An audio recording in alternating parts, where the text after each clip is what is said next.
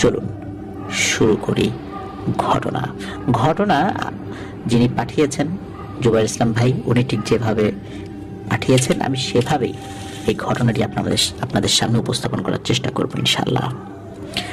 ঘটনাটি সুফিয়ান ভাইয়ের ভাষায় জুবাইর ইসলাম ভাই উপস্থাপন করেছেন, আমি সেভাবেই বলছি। বলছেন সুফিয়ান ভাই, 2005 সালের শুরুর দিকের ঘটনা।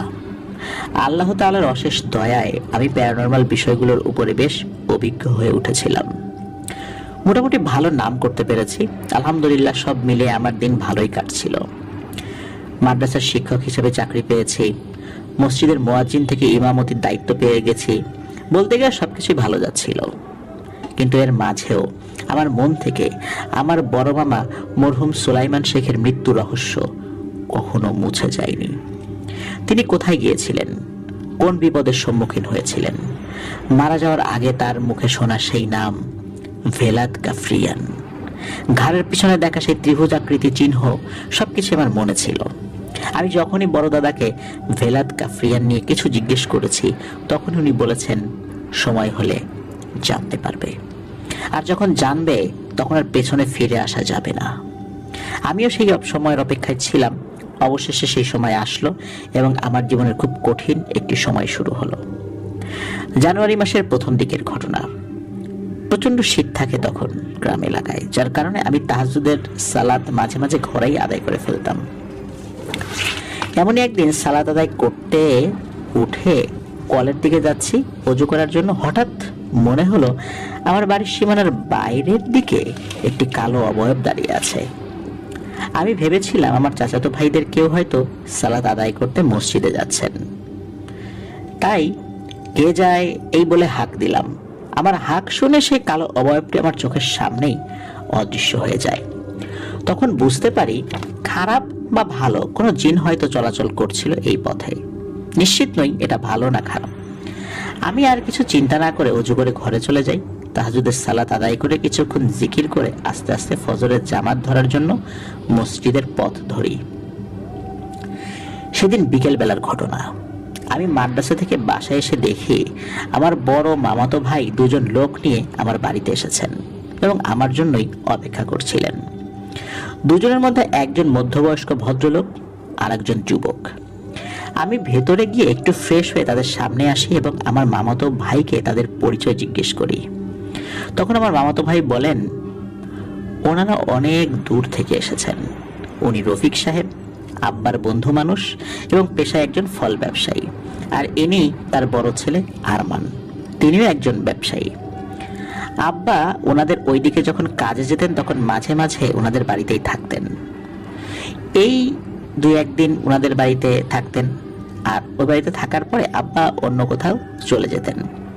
ওনারা কুষ্টিয়া থাকেন। গত কয়েক মাস ধরে ওনার ছোট ছেলের সাথে নাকি খারাপ কিছু হচ্ছে। অনেক ডাক্তার কবিরাজ দেখানোর পরেও কোনো কাজ হচ্ছে না, তাই অনেক কষ্ট করে আব্বার খোঁজে এসেছেন। ওনারা জানেন না যে আব্বা অনেক আগেই মারা গেছেন। জানতে পেরে মন খারাপ করে চলে যাচ্ছিলেন দেখে তোর কাছে নিয়ে আসলাম, দেখ কিছু করতে পারিস কিনা। আমি সেই মুরব্বী ভদ্রলোক রফিক মামাকে জিজ্ঞেস করলাম, মামা আপনার কি সমস্যা? উনি বললেন, বাবা সমস্যাটা যে কি সেটা তুমি না দেখলে বুঝবা না। তুমি যদি একটু কষ্ট করে আমার সাথে যেতে খুব ভালো হতো। তোমার মামা সুলাইমান বেঁচে থাকলে আমি একটু ভরসা পেতাম। এখন কি করব বুঝতে পারছি না। আমি বললাম, মামা আপনি আগে আমাকে বলেন যে কি হয়েছে। আমি না শুনলে তো বুঝতেই পারবো না যে এটা কেমন সমস্যা, আর আমার করণীয়ই বা কি হবে। আমার তো আগে জানতে হবে, তারপর আমি ভেবে দেখব যাওয়া যায় কি না। আপনি আমাকে যা বলবেন একটু গুছিয়ে নেন, আমি আপনাদের জন্য একটু খাবার নিয়ে আসি। এই বলে মেহমানদারি করার জন্য আমি ঘরের ভেতরে গেলাম। ভেতরে বসেই শুনতে পেলাম আরমান ভাই আমার মামাতো ভাইকে জিজ্ঞেস করছেন, ওনার বয়স তো বেশি না, উনি কি পারবে নাকি শুধু টাকা খেয়ে বসে থাকবে? তখন আমার মামাতো ভাই একটু রেগে উত্তর দিলেন, আমার ভাই এসব কাজ করতে কোনো টাকা পয়সা নেন না, শুধু তার পকেট খরচ থেকে যেটা খরচ হয় বা পকেট থেকে যেটা খরচ হয় সেটাই শুধু নেন। তার বাবা তাকে ধমক দিয়ে থামিয়ে দিয়ে আমার মামাতো ভাইকে বলেন, বাবা কিছু মনে করো না, গত কয়েক মাসে আমরা অনেক টাকা খরচ করেছি, কিন্তু কোনোই ফল হয়নি, বরং অবস্থা দিন দিন ভয়ানক খারাপ হচ্ছে। এসব কথা চলতে চলতে আমি তাদের জন্য কিছু খই, মুড়ি আর গুড় এনে দিই। আমি রফিক মামাকে বলি, মামা আপনি খেতে খেতে বলা শুরু করেন, কিছুই কিন্তু বাদ দিবেন না, সবকিছু বিস্তারিতভাবে বলার চেষ্টা করেন। আর আরমান ভাই খেয়াল করবেন মামা কিছু বলতে ভুলে যাচ্ছেন কিনা, গেলে আপনি একটু ধরিয়ে দেবেন। এরপর রফিক মামা বলা শুরু করলো। বলছেন রফিক মামা, আমার পরিবারে আমি, আমার স্ত্রী, আমার 2 ছেলে, এই নিয়ে আমাদের সংসার। আমার বড় ছেলের ছোটবেলা থেকে লেখাপড়ার প্রতি টান কম থাকায় তাকে অল্প বয়স থেকে আমি ব্যবসা শেখানো শুরু করি। কিন্তু আহাদ মানে আমার ছোট ছেলেটার মেধা খুবই ভালো এবং পড়ার খুব আগ্রহ থাকায় তাকে ঠিক মতো লেখাপড়া করাই।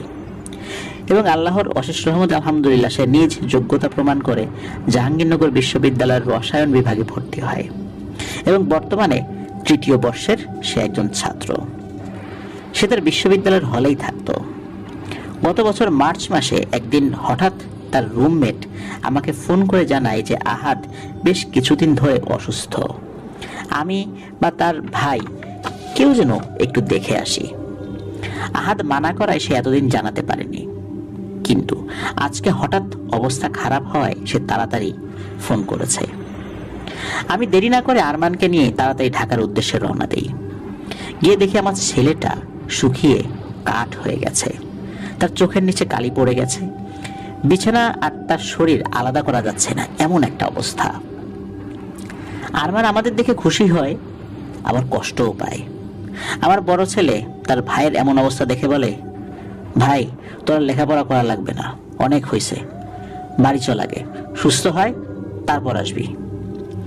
ভাইয়ের কথা শুনে আরমান না করে নাই, সে আমাদের সাথে যেতে রাজি হয়ে যায়।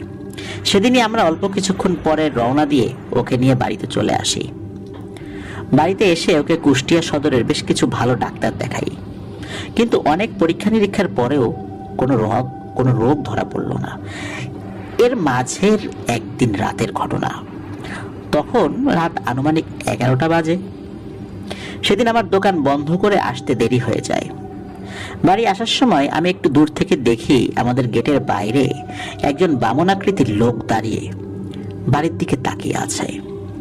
আমি একটু সামনে এগিয়ে আসতে সে আমার দিকে না তাকিয়ে ঘুরে উল্টো দিকে হাঁটা শুরু করে।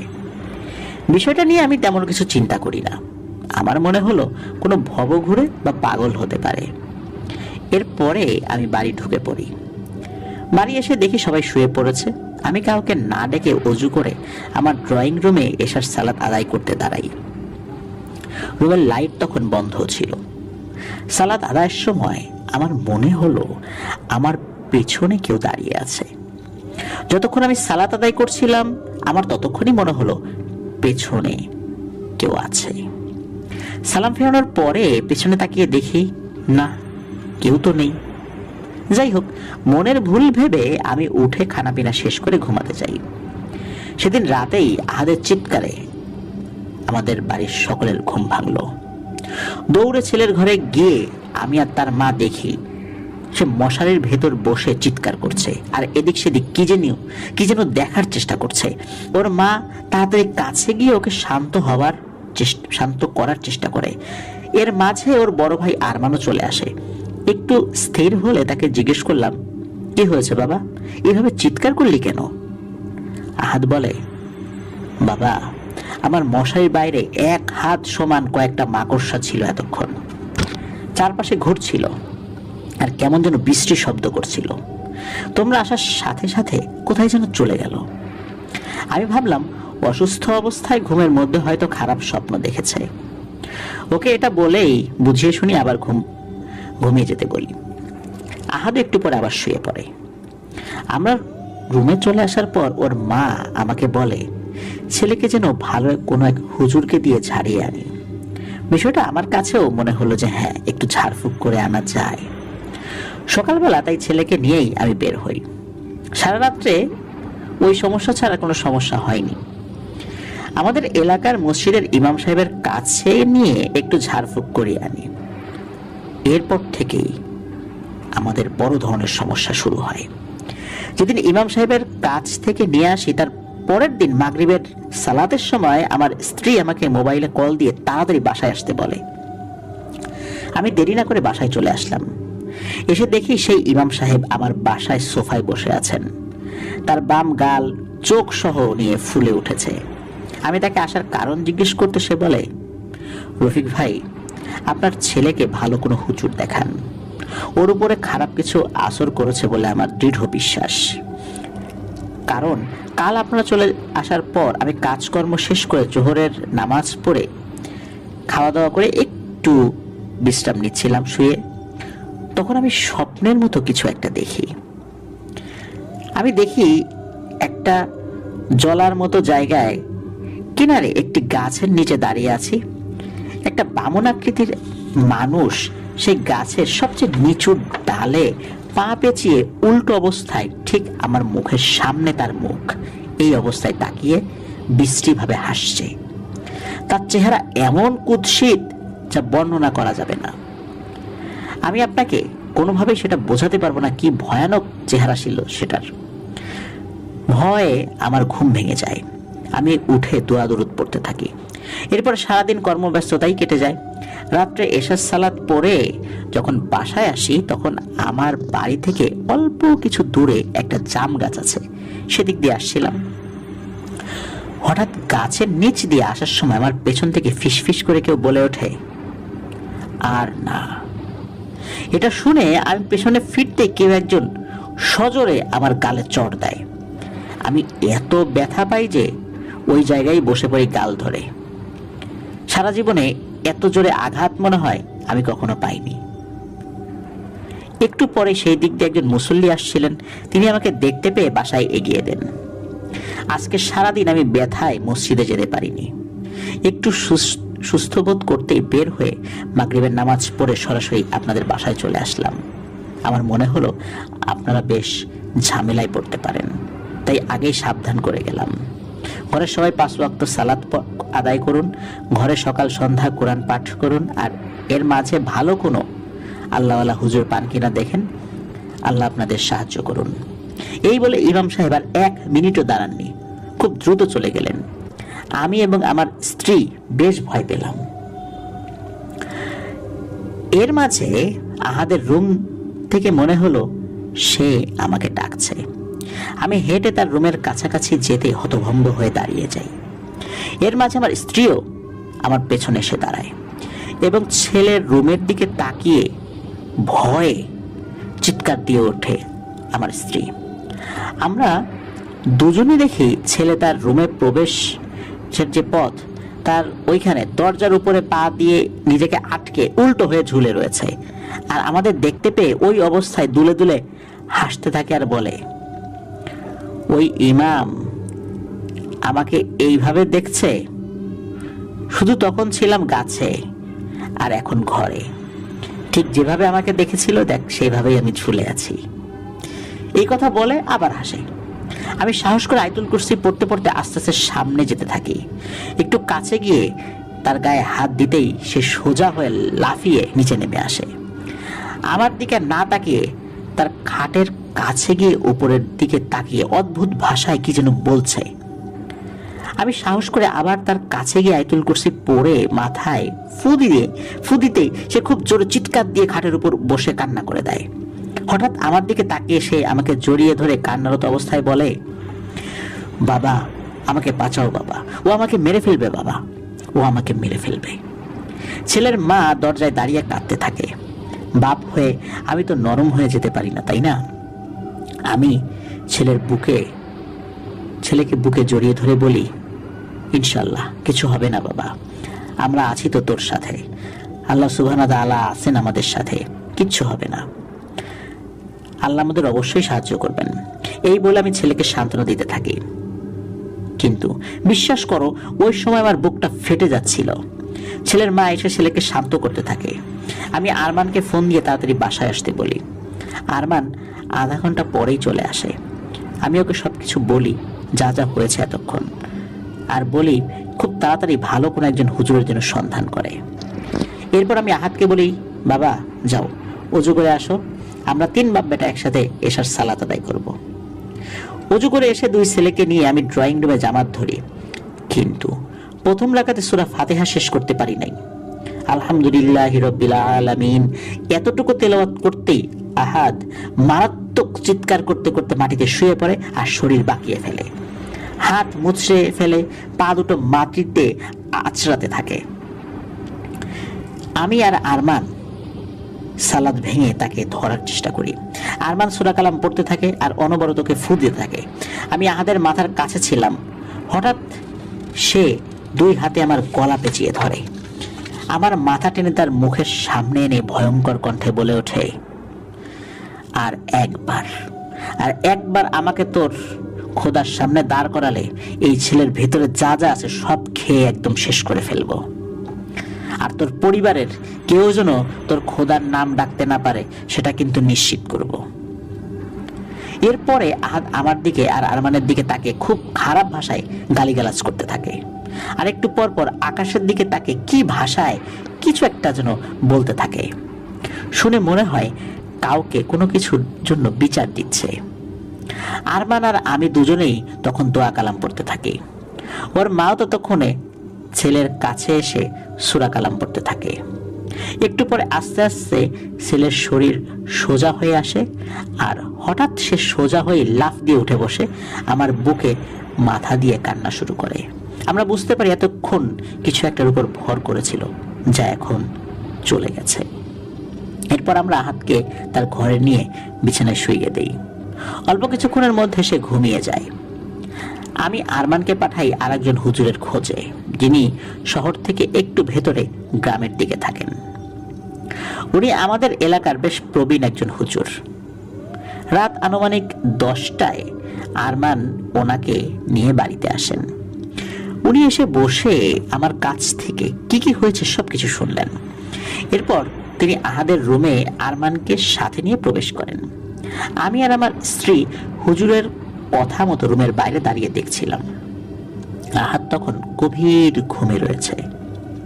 হুজুর রুমে ঢুকে প্রথমে সূরা কালাম পড়তে পড়তে সারা রুমের চারদিকে দেখলেন। এরপর তিনি আস্তে করে আহাদের খাটে তার পাশে গিয়ে বসেন। হুজুর বসার সাথে সাথে আহাদ ঘুম থেকে উঠে বসে, সরাসরি হুজুরের চোখের দিকে রাগান্বিত চোখে তাকায় আর বলে ওঠে, তোরা মনে হয় কেউ চাস না এই ছেলেটা আরো কয়েকদিন বাঁচুক। আমার মনে হয় তোদের মাথায় আমার কথা ঢুকছে না, এখন ঢুকবে। এই বলেই আহাদ আমাদের সবার সামনে খাটের উপরে উঠে দাঁড়িয়ে তার জামা খুলে ফেলে এবং নিজের হাতের নখ দিয়ে নিজের শরীর আঁচড়াতে থাকে। এত জোরে আঁচড় দিচ্ছিল যে কিছু কিছু জায়গায় কেটে রক্ত বের হয়ে যাচ্ছিল। হুজুর এমন আকস্মিক ঘটনায় হতভম্ব হয়ে যান।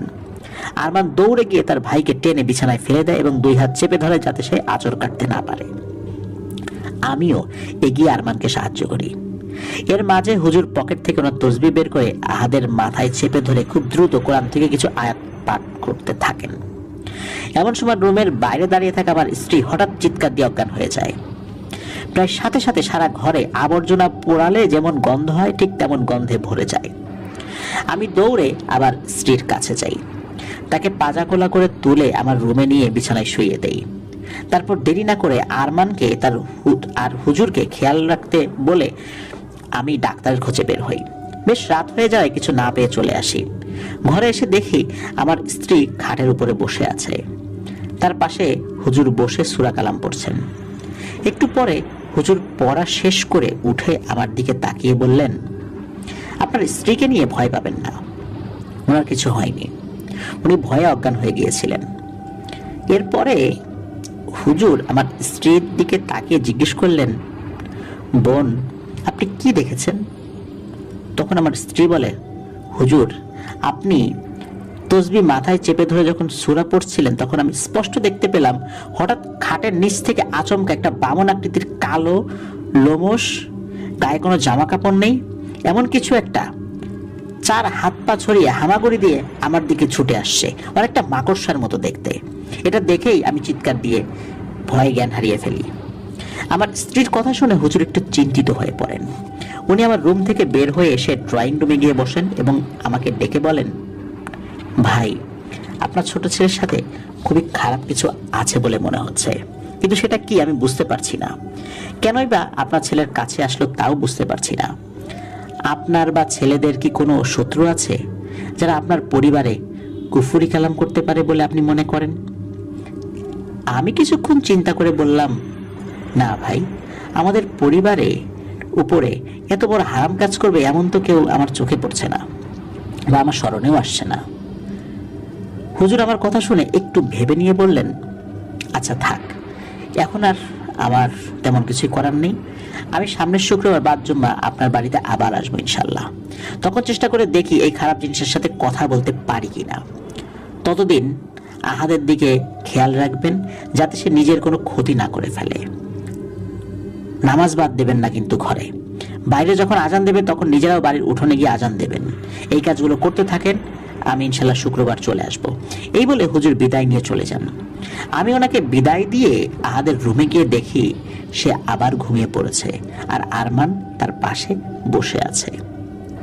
এর পরের 2 দিন বাসার সবাই হুজুরের কথা মতো সব পালন করি। আজানের সময় আমি অথবা আরমান কেউ একজন আজান দেই। এর মাঝে আমি বাড়িতে খবর পাঠিয়ে আমার বড় ভাই ও ছোট ভাইকে তাড়াতাড়ি আমাদের বাসায় আসতে বলি। আমার ছোট ভাই মুন্সিগঞ্জে একটি মাদ্রাসায় চাকরি করে এবং বেশ ভালো নামডাক আছে তার এলাকায়।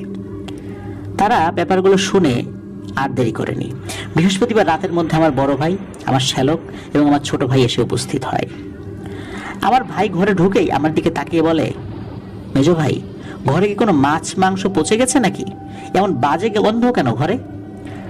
তার প্রশ্নের জবাবে আমি যা যা হয়েছে সবকিছু তাকে বিস্তারিতভাবে বলি।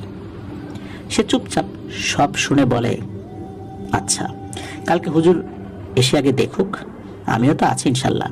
সবাই মিলে আল্লাহ তাআলার কাছে চেয়ে দেখি কোনো সমস্যার সমাধান করতে পারি কিনা আমরা।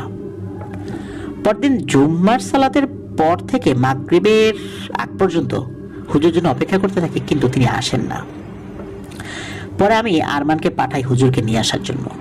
কিছুক্ষণ পরে আরমান একাই ফিরে আসে এবং এসে আমাদেরকে বলে, বাবা, হুজুর আসতে পারবে না। গত 2 দিন আগে মোটরসাইকেলের সাথে ধাক্কা খেয়ে বেশ আহত হন, এখন সদর হসপিটালে ভর্তি আছেন।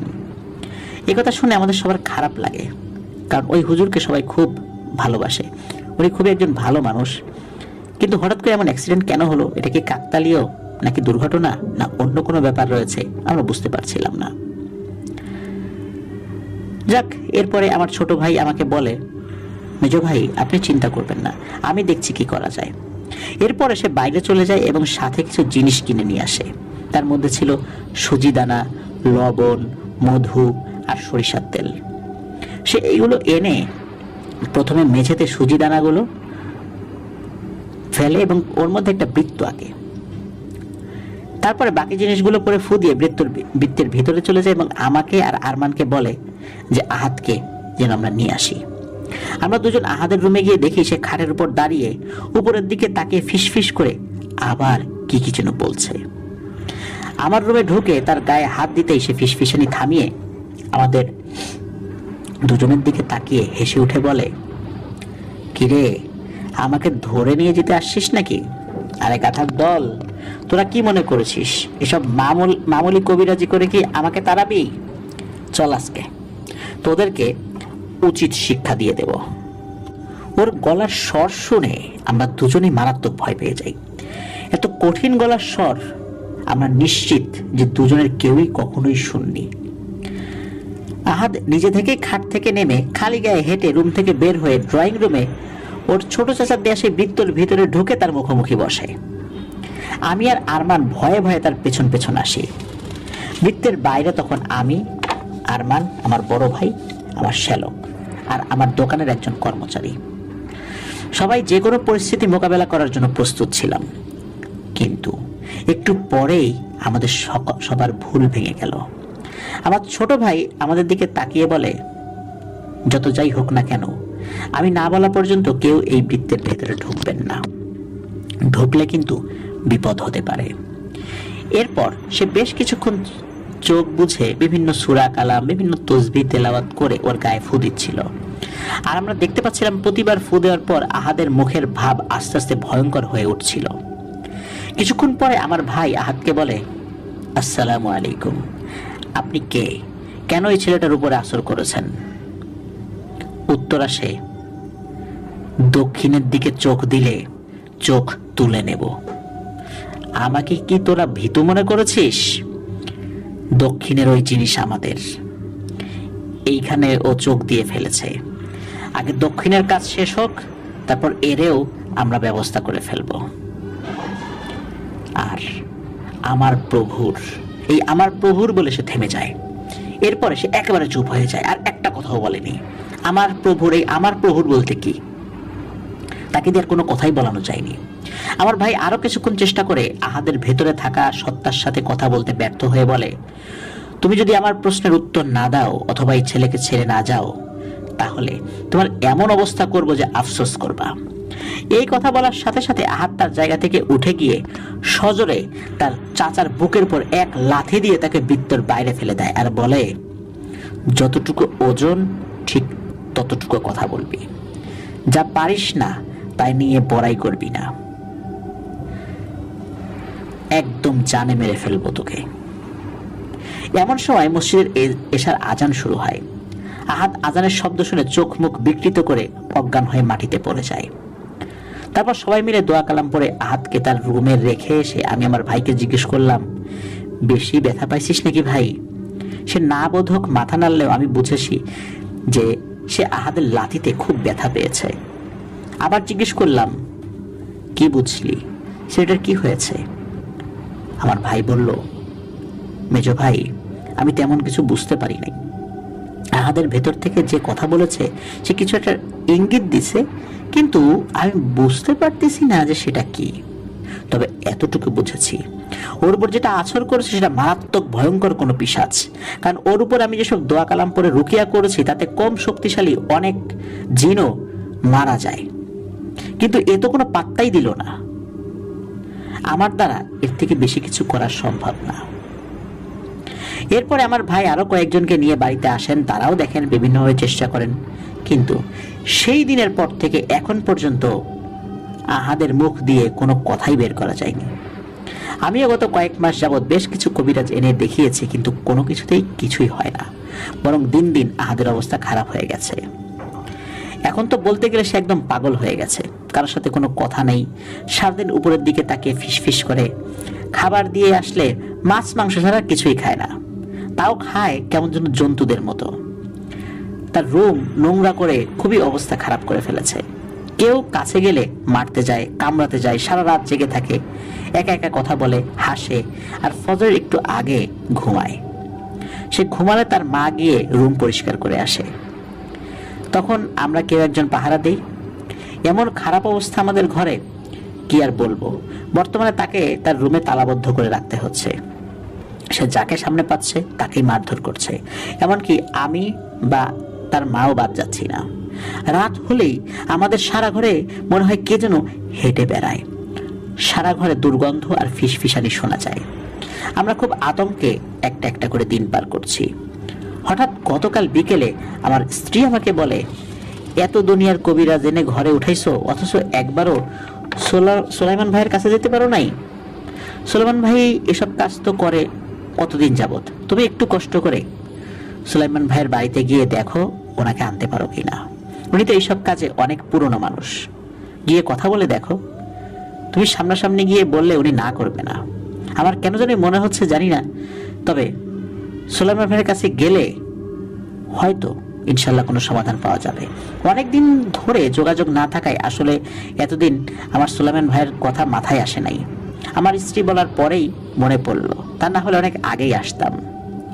এখন বাবা তুমি বলো আমরা কি করব? সুলাইমান ভাই মারা গেছে এটাও এখানে এসে শুনলাম, শুনে খুবই কষ্ট পেয়েছি। উনি আমার খুবই কাছের একজন মানুষ ছিলেন। চলেই যাচ্ছিলাম, তখন তোমার মামাতো ভাই তোমার কাছে নিয়ে আসলো। এখন বাবা তুমি বলো আমরা কি করতে পারি? এতটুকু বলে রফিক মামা থামলেন। আমি খুব মনোযোগ দিয়ে এতক্ষণ তার কথা শুনছিলাম, মাঝখানে কোনো প্রশ্ন বা কোনো কথা বলিনি। তারপর আরমান ভাইকে জিজ্ঞেস করলাম, আচ্ছা ভাই, রফিক মামা যা যা বলেছেন সবই ঠিক আছে নাকি কিছু বাদ গিয়েছে?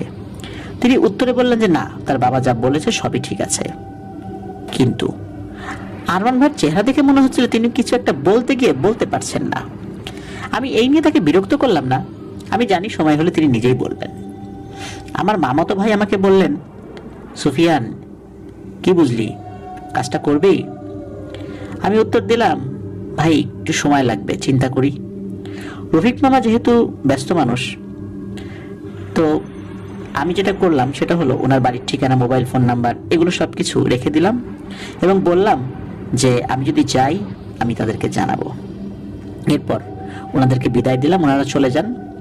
আমার মামাতো ভাই তাদেরকে এগিয়ে দিয়ে আসেন। আমার আসলে একটু আলোচনা করার দরকার ছিল বিষয়টা নিয়ে। সেদিন মাগরিবের সালাতের পরে আমি বড় দাদার সাথে যোগাযোগের চেষ্টা করি। এশার সালাতের পর রেহমান, যিনি একজন দাদার অনুগত জিন, তিনি এসে জানালেন যে বড় দাদা মধ্যরাতে আসবেন আমার সাথে দেখা করতে। আমি রাতের খাওয়া দাওয়া শেষ করে আমার সালাতের ঘরে গিয়ে অপেক্ষা করতে শুরু করি তার জন্য। এর মাঝে কোরআন তেলাওয়াত করেছি, কিছুক্ষণ জিকির করেছি, রুকিয়া করার কিছু প্রয়োজনীয় আমল চর্চা করেছি। এভাবে সময় কাটাতে কাটাতে একসময় হালকা চোখ লেগে এসেছিল ঘুমে। কতক্ষণ ঘুমিয়েছি জানি না, হঠাৎ ঘুম ভেঙে দেখি বড় দাদা আমার নামাজের চৌকিতে বসে আছেন এবং তসবিহ পড়ছিলেন। আমি উঠে বসে ওনাকে সালাম জানাই। উনি আমার দিকে তাকিয়ে একটু হেসে সালামের উত্তর জানালেন। তারপর জিজ্ঞেস করলেন, কি হয়েছে আবু সুফিয়ান, হঠাৎ দেখা করতে চাইলে কেন, কোনো সমস্যা? আমি এরপর ওনাকে রফিক মামার কাছ থেকে শোনা সব ঘটনা বিস্তারিতভাবে বলি। উনি মনোযোগ দিয়ে সব শুনলেন। আমি এটাও বললাম যে ওনার বড় ছেলেকে দেখে মনে হচ্ছিল যে কিছু বলতে চাচ্ছে কিন্তু ভরসা পাচ্ছিল না, বা কিছু একটা মনে করে বলেনি। বড় দাদা সব শুনলেন চুপচাপ। এরপর আমাকে বললেন, তোমার সব কথাই বুঝলাম, কিন্তু রুকিয়ার সময় ওই জিনের বলা কথাটা বুঝলাম না। দক্ষিণের ওই জিনিস তাদের, এটার মানে কি? দক্ষিণের দিকে চোখ দিলে ক্ষতি করবে, আমি এই জিনিসটা বুঝতে পারছি না, সময় দাও, আমি খোঁজ নিয়ে দেখি আগে। আমি জিজ্ঞেস করলাম, বড় দাদা আপনার কি মনে হয় কুফরি করা হয়েছে ছেলেটার উপরে? তিনি উত্তর দিলেন, মনে হয় না, ওর উপর কোনো ব্ল্যাক ম্যাজিক করা হয়েছে। এরপর তিনি উঠে পড়েন, যাওয়ার সময় বলেন, আগে খোঁজ খবর জানতে দাও, এর আগে কাউকে কথা দিয়ে ফেলো না। এই বলে তিনি বের হয়ে গেলেন। পরের কয়েকদিন বড়দাদার কাছ থেকে আমি কোনো খোঁজ খবর পাইনি, তিনিও আসেননি। প্রায় 8 দিনের মাথায় এশার সালাতের পরে বাড়ি ফেরার সময় রাস্তার এক পাশে নির্জন জায়গায় রেহমান ভাইকে দাঁড়িয়ে থাকতে দেখি। আমি সালাম দিলে সালামের উত্তর দিয়ে তিনি জানালেন, আগামীকাল রাত্রে আপনার সাথে আমাদের সর্দার মানে বড় দাদা দেখা করতে আসবেন। আপনার নতুন কাজের তথ্য সংগ্রহ করতে আমাদের অনেক কষ্ট এবং সময় লেগেছে। কেন এবং কি খবর আমরা সংগ্রহ করেছি সেটা বড় দাদা মানে আমাদের সর্দার আপনাকে বলবেন। আমাকে শুধু বলা হয়েছে আপনাকে যেন জানিয়ে দেই যে আগামীকাল সর্দার আপনার সাথে সাক্ষাৎ করবেন। আমি কোনো প্রশ্ন করার আগেই রেহমান ভাই সেখান থেকে চলে যান। আমি কিছুক্ষণ ওই জায়গায় দাঁড়িয়ে চিন্তা করতে থাকি যে বড় দাদার মতো এত বিচক্ষণ, বয়স্ক, অভিজ্ঞ এবং ক্ষমতাবান একজন জিনের পক্ষেও এতদিন লেগেছে শুধু খবর সংগ্রহ করতে। জানি না কেন জানি মনের ভেতর খুব খুঁতখুত করছিল। মনে হচ্ছিল আল্লাহ সুবহানাহু ওয়া তাআলার সামনে কঠিন পরীক্ষার সম্মুখীন করবেন। এসব ভাবতে ভাবতে আস্তে আস্তে হেঁটে বাড়ি চলে আসি। পরদিন যতটুকু মনে পড়ে বৃহস্পতিবার ছিল। চেষ্টা করি প্রতি বৃহস্পতিবার এবং সোমবার আমার নবীর সুন্নাহ নফল সওম রাখতে মানে রোজা রাখতে। সেদিনও রোজা রেখেছিলাম। সারাদিন অন্য সব দিনের মতো কর্মব্যস্ততায় কেটে যায়। রাতে খাওয়া দাওয়া শেষ করে আমি আমার সালাতের ঘরে চলে যাই মানে নামাজের ঘরে চলে যাই। অপেক্ষা করতে থাকি বড় দাদার আগমনের। একসময় সারা ঘরে সুন্দর আতরের গন্ধ নিয়ে তিনি প্রবেশ করেন। আমি তখন জিকির করছিলাম। তিনি আমার ঘরে ঢুকতেই সালামের বিনিময় হলো আমাদের মাঝে। এরপর তিনি আমার পাশে বসলেন এবং বললেন, আবু সুফিয়ান, আমি চাই আল্লাহর নাম নিয়ে তুমি এই কাজটি হাতে নাও। এই কাজটি করা খুবই জরুরি। যদিও কাজটি করতে তোমার অনেক কষ্ট হতে পারে, তবে সারা জাহানের মালিক মহান আল্লাহ সুবহানাহু ওয়া তাআলার দয়ায় আমার বিশ্বাস তুমি এই কাজটি করতে পারবে।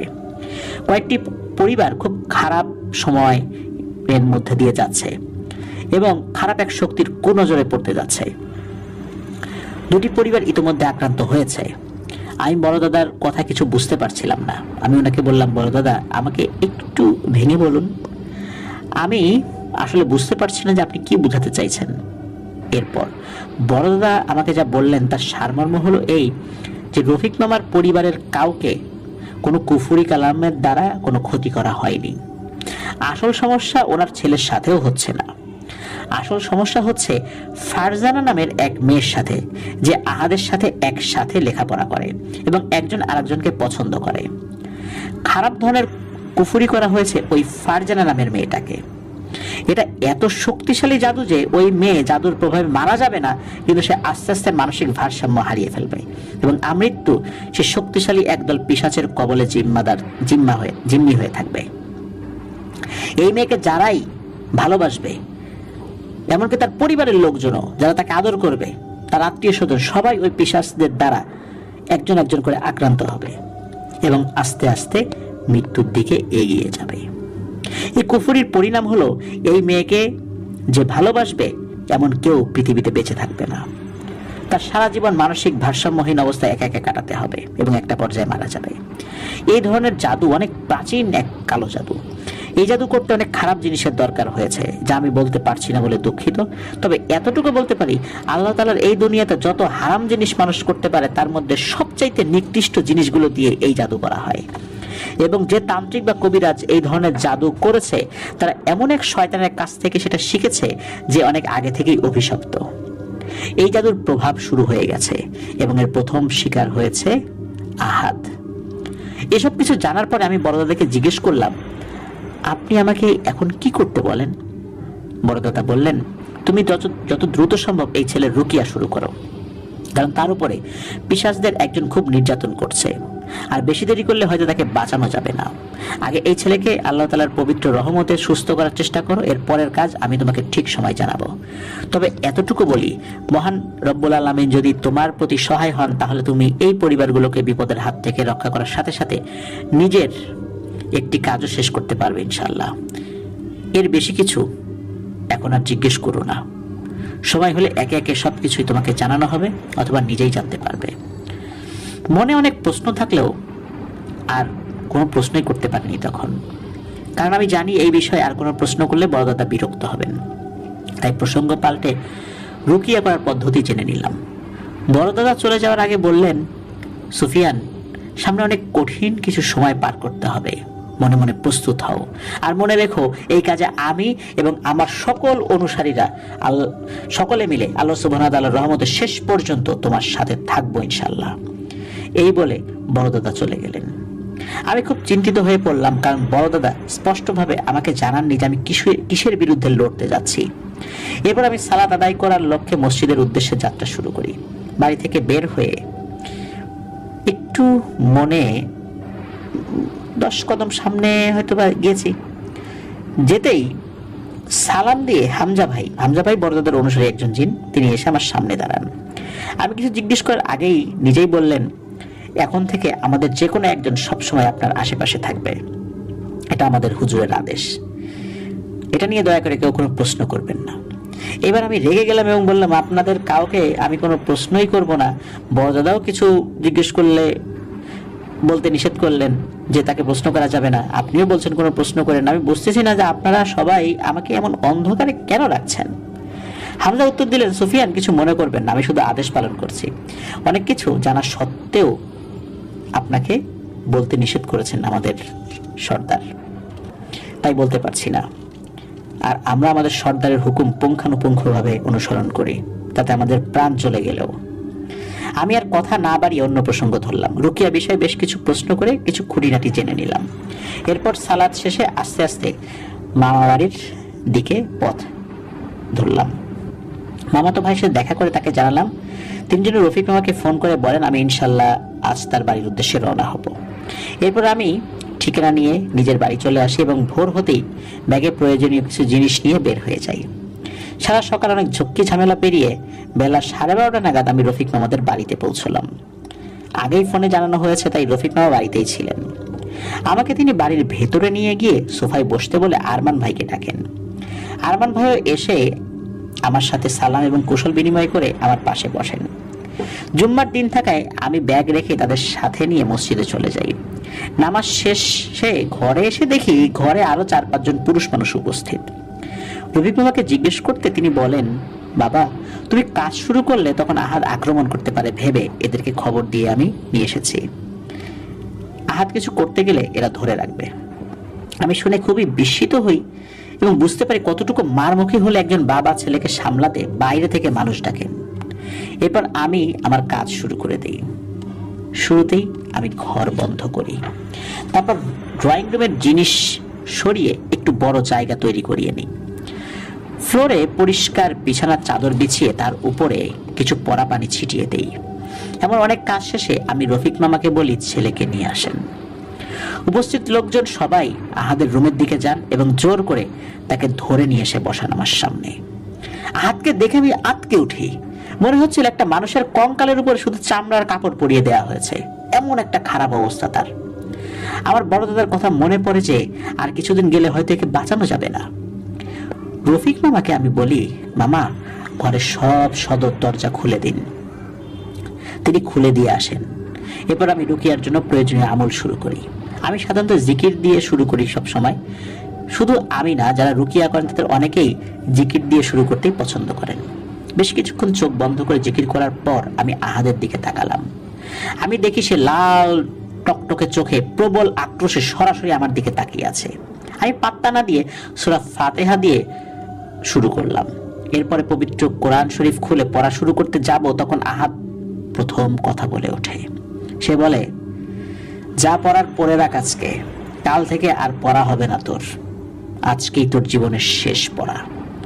আমি তার কথার কোনো উত্তরই দেইনি, কারণ আমি জানি পবিত্র কোরআন পড়তে গেলে এই দুষ্টু জিনেরা এমন কিছু কথা বলে যাতে মনোযোগ নষ্ট হয়, এবং এই মনোযোগ নষ্ট হলে আত্মবিশ্বাসটাও নষ্ট হয়ে যায়, আর দোয়া পড়তে এবং রুকিয়া করতে অসুবিধা হয়।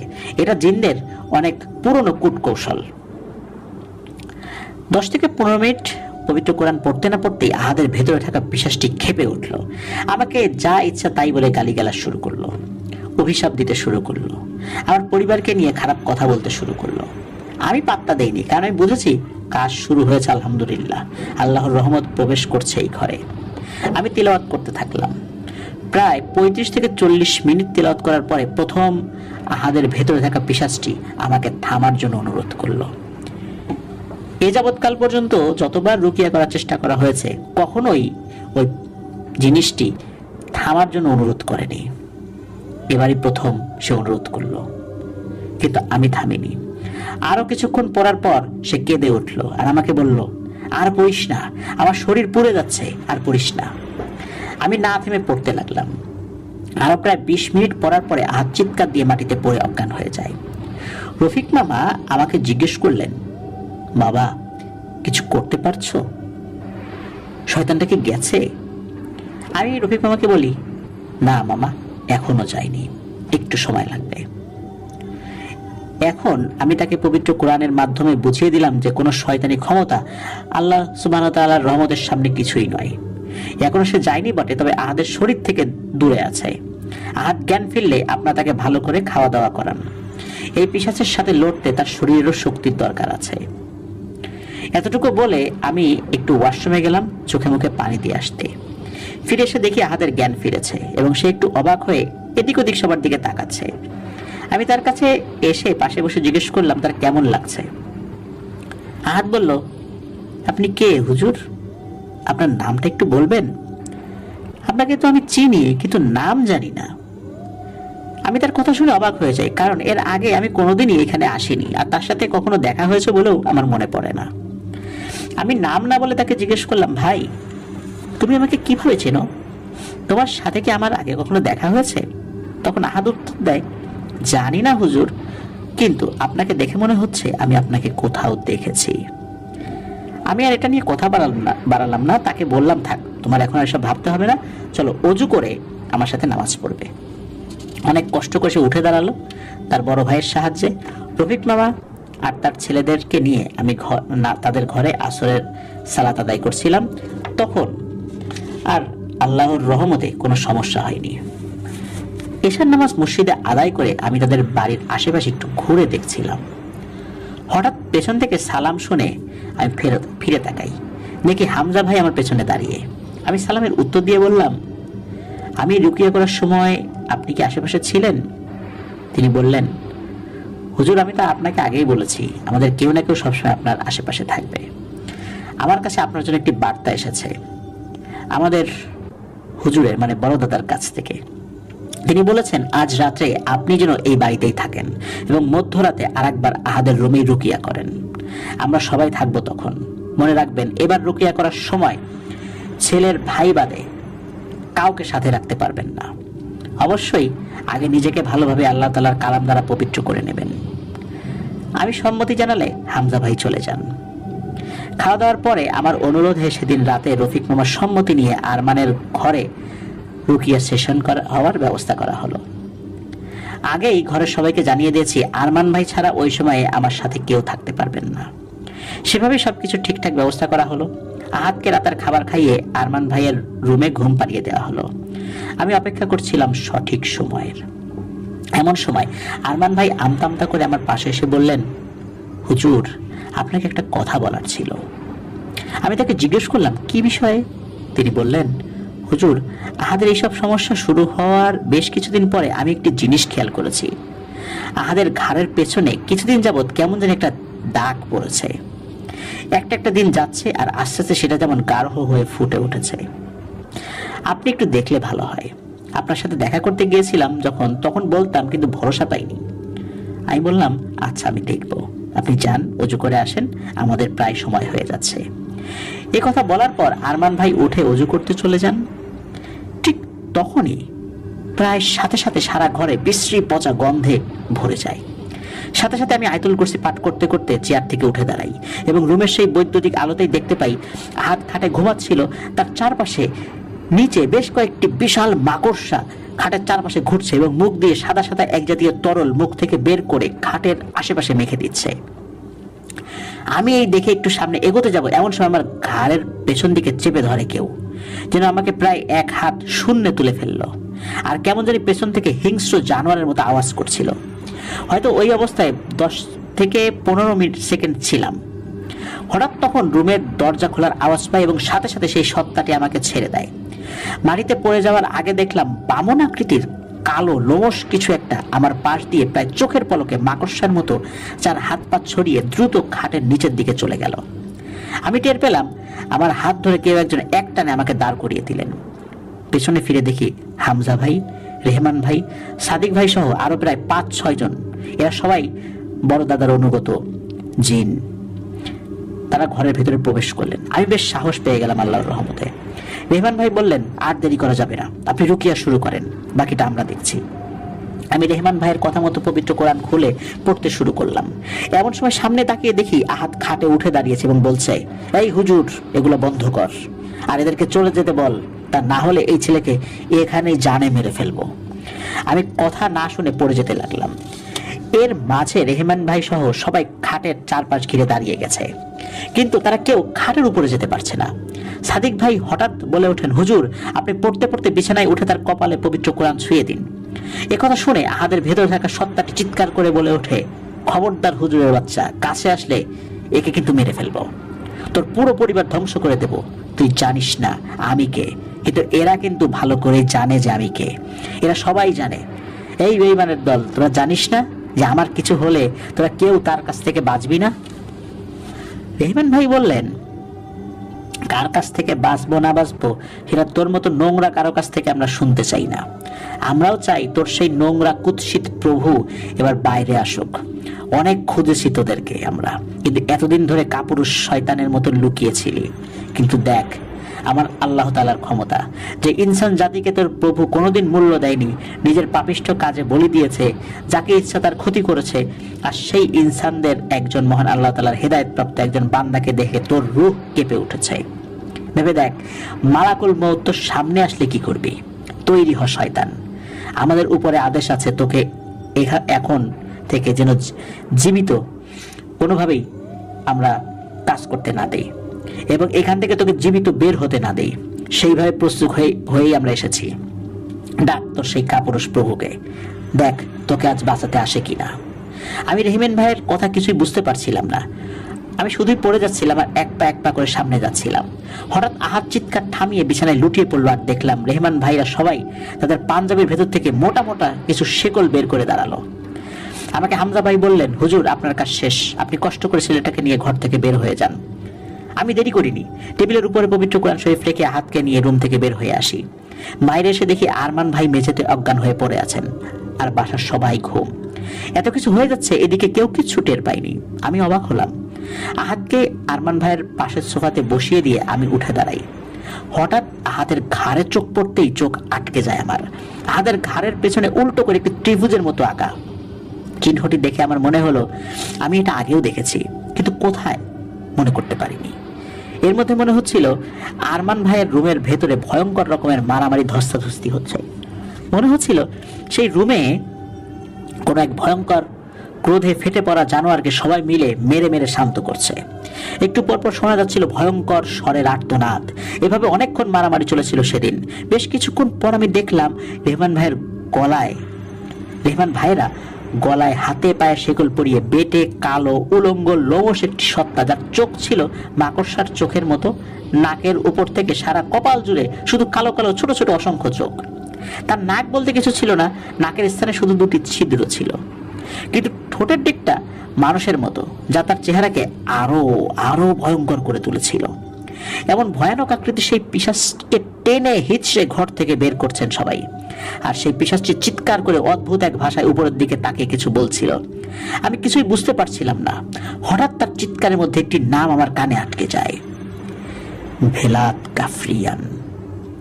বিদ্যুতের চমকের মতো সাথে সাথে আমার মনে পড়ে যায় আহাদের ঘাড়ের পিছনে থাকা উল্টো ত্রিভুজাকৃতি সেই চিহ্ন আমি আমার বড় মামা মরহুম সুলাইমান শেখের ঘাড়ে দেখেছিলাম তার মৃত্যুর মাস 3 আগে। তার মুখেও শোনা গিয়েছিল এই নাম, ভেলাত কাফরিয়ান।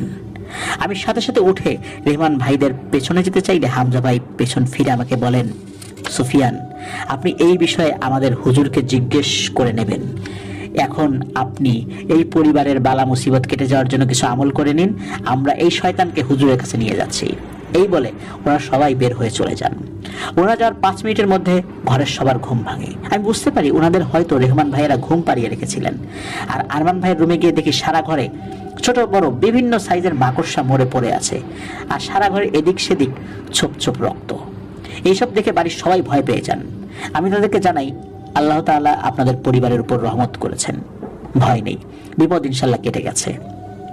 আহাদকে নিয়ে গোসল করান, এতিম মিসকিনদের ভালো খাবারের সহিত আরো কিছু উপঢৌকন দিয়ে দিন আপনাদের সাধ্য অনুযায়ী।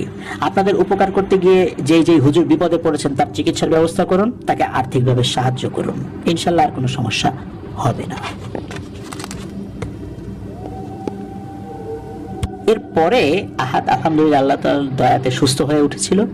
রফিক মামার পরিবার আর কোনো সমস্যা হয়নি। কিন্তু আমার জীবনের কঠিন এক অধ্যায়ের সূচনা হয়েছিল এই ঘটনা থেকেই। আমি জানতে পারি বড় দাদার অধীনে পরবর্তীতে সেই পিশাচ জিনদের আইন অনুযায়ী, বা পিশাচের যে জিনটাকে আটক করা হয়েছিল, পিশাচকে জিনদের আইন অনুযায়ী বিচার করে সব সর্দারদের সম্মতিতে তাকে মৃত্যুদণ্ড দেওয়া হয়েছিল। এরপরে আমি জড়িয়ে পড়ি ভেলাত কাফরিয়ান নামের এক ভয়ঙ্কর কাফের জিন সম্রাটের সাথে, যে নিজ জাতির কাছে সবচেয়ে ঘৃণিত এক প্রাচীন জিন। তার সাথে ভয়ানক এক সংঘর্ষের কারণে আমার জীবনের সবচেয়ে খারাপ কিছু সময় পার করতে হয়েছে, সেটি এখন আপনাদেরকে বলতে যাচ্ছি। রফিক মামার বাসার ঝামেলা শেষ করে আমার নিজ বাসায় চলে আসি। অপেক্ষা করতে থাকি কখন বড় দাদার সাথে দেখা হবে, কারণ অনেক প্রশ্ন আছে আমার মনে, যার উত্তর জানা প্রয়োজন। প্রায় 3 সপ্তাহ পরে দেখা হয় বড় দাদার সাথে। উনি তাহাজ্জুদের সালাতের সময় আসেন। যতটুকু মনে পড়ে আমি তখন কোরআন শরীফ পাঠ করছিলাম। সুন্দর আতরের ঘ্রাণ পেয়ে আমি আয়াত শেষ করে পেছনে ঘুরে ওনাকে সালাম দিলাম। উনি সালামের উত্তর দিয়ে চুপ করে বসে রইলেন। আমি অপেক্ষা করছিলাম কখন উনি কিছু বলবেন। একটু পরে বড় দাদা আমাকে বললেন, তোমার মনে অনেক প্রশ্ন ঘুরছে আমি জানি, কিন্তু সব প্রশ্নের উত্তর দেয়া যাবে না আবু সুফিয়ান। যতটুকু তোমার জানা উচিত ঠিক তাই জানতে পারবে, এর বেশি না। আমি প্রশ্ন করলাম, বড় দাদা, আমার কি জানার অধিকার নেই? তিনি বললেন, অধিকারের কথা না সুফিয়ান, বিষয়টি হচ্ছে গোপনীয়তা নিয়ে। এই মুহূর্তে আমি তোমাকে সব ভেঙে বলতে পারছি না, কারণ আমি জানতে পেরেছি যে শয়তানটার উপর তুমি রুকিয়া করে এসেছো সে কাফরিয়ানের খুব অনুগত এবং শক্তিশালী একজন অনুসারী। তাকে নিয়ে গিয়ে অনেক প্রশ্নের উত্তর আদায় করা হয়েছে। আহাদের কাজের মাধ্যমেও তুমি তুমিও আমাদের মতো কাফরিয়ানের সাথে এক যুদ্ধে নেমে পড়েছ, তাই তোমার খুব সাবধান থাকতে হবে। আমি জিজ্ঞেস করলাম, বড় দাদা আপনি কিছু করছেন না কেন এই বিষয়ে? বড় দাদা বললেন, তুমি হয়তো মনে করো জিনেরা অনেক কিছুর ক্ষমতা রাখে। আস্তাগফিরুল্লাহ, ভুলেও কোনোদিন এমন চিন্তা মাথায় আসতে দেবে না, এতে তোমার ঈমান দুর্বল হয়ে যাবে। মহান আল্লাহ রব্বুল আলামিন আমাদেরকে অল্প বিস্তার ফারাক করেছেন ইনসানদের কাছ থেকে, সেটা এমন বড় কিছু না।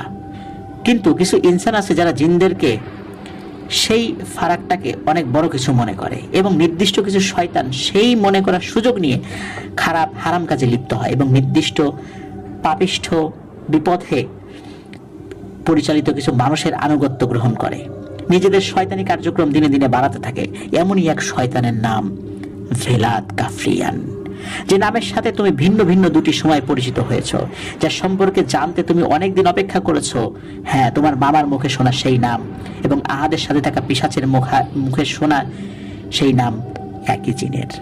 সে একজন কাফির, পথভ্রষ্ট, অত্যাচারী, ক্ষতিকারক এক জিন। শুধু ইনসান জাতির ক্ষতি করেছে এমন না, সে আমাদের জাতির অনেক মুসলিম জিনকে নির্মমভাবে হত্যা করেছে। খুবই ভয়ানক নিষ্ঠুরভাবে হত্যা করা হয়েছে অসংখ্য নিরপরাধ জিনকে। শুধু মুসলিম জিনকে হত্যা করে সে ক্ষান্ত হয়নি, অন্য ধর্মেরও বিভিন্ন জিনদেরকে সে নিষ্ঠুরভাবে নির্মমভাবে হত্যা করেছে। শুধু আমি না, আমার সাথে অনেক সর্দার এবং তার জাতির জিনেরা এই শয়তানকে অনেক দিন ধরে খুঁজে চলেছে। অবশেষে তোমার উসিলায় আমরা তার খোঁজ পেয়েছি, আলহামদুলিল্লাহ। আরো কিছু খোঁজ খবর লাগবে আমার, এরপরে আমি রব্বুল আলামিনের দয়ায় এর বিরুদ্ধে ব্যবস্থা নেব। তোমাকে আমি জানাবো কখন কিভাবে কি করতে হবে। ধৈর্য হারিয়ে ফেলো না, দয়া ভিক্ষা চাও মহান আল্লাহ রব্বুল আলামিনের কাছে, তিনি যেন আমাদের সকলকে তার রহমতের ছায়ায় ঢেকে দেন, আমিন। আজ আমি আসি, অপেক্ষায় থাকো। আমি যদি নাও আসতে পারি, আমার যদি কখনো মৃত্যু হয়ে যায়, আমার অনুগতদের কেউ এসে তোমাকে খবর জানিয়ে যাবে ইনশাল্লাহ। কারণ হায়াত মৌত সবকিছু আল্লাহ সুবহানাহু ওয়া তাআলার হাতে, কে কখন মারা যাবে জানি না। এতটুকু বলে বড় দাদা বিদায় নিয়ে সেদিনের মতো চলে গেলেন। আমি আগের মতোই অন্ধকারে পড়ে রইলাম, কারণ হালকা পরিচয় পেয়েছি সেই শয়তানের, এটা ঠিক, কিন্তু আমার করণীয় সম্পর্কে কোনো ধারণাই দেওয়া হয়নি আমাকে। এরপরে বেশ কিছুদিন কেটে যায়, আমি আমার নিত্যদিনের কাজকর্মে ব্যস্ত হয়ে যাই। এমনই এক হাটবারের দিন বাজার থেকে সদাই কিনে বাড়ি ফিরছিলাম। সময়টা মাগরিবের পরে, কিন্তু এশার একটু আগে। বৃষ্টিবাদলার দিন ছিল সেদিন, রাস্তায় কাদায় মাখামাখি। এর মাঝেই হেঁটে হেঁটে বাড়ি ফিরছিলাম। হঠাৎ বাড়ির কাছাকাছি এসে আমার মন কেমন যেন একটু সতর্ক করে দিল আমাকে। আমি আয়াতুল কুরসি পড়তে শুরু করলাম, আশেপাশে সতর্ক নজর রেখে এগোচ্ছিলাম। আর একটু এগোতেই আমার বাড়ির সীমানার বাইরে একটি জামরুল গাছের পেছনে চোখ পড়তে আমি দাঁড়িয়ে যাই। আনুমানিক 8 থেকে 9 ফুট উচ্চতার একটি কালো আলখেল্লা পরিহিত অবয়ব গাছের পেছনে আড়াল নিয়ে দাঁড়িয়ে আছে। আমি যেখানে ছিলাম সেখান থেকে তার উদ্দেশ্যে সালাম দিলাম, কিন্তু সেই অবয়বটি সালামের উত্তর না দিয়ে আমার দিকে একটি পুটলি জাতীয় কিছু ছুঁড়ে মারে। আমি একটু পিছিয়ে এসে তার উদ্দেশ্যে বলি, কে পাঠিয়েছে আপনাকে? এর মধ্যে কি আছে? সে উত্তর দিল, তোর জন্য উপহার পাঠিয়েছে, সামনে আরো পাবি। এটা বলে অবয়বটি গাছের সম্পূর্ণ আড়াল নিয়ে কোথায় যেন চলে গেল চোখের পলকে। আমি সেই জিনিসটি হাতে স্পর্শ না করে সেটা রেখে দ্রুত বাড়িতে গিয়ে বাজারের ব্যাগ রেখে একটা বস্তা নিয়ে ফিরে আসি। সেই জিনিসটি বস্তায় পুরে এশার সালাতের উদ্দেশ্যে মসজিদের পথে যাত্রা শুরু করি।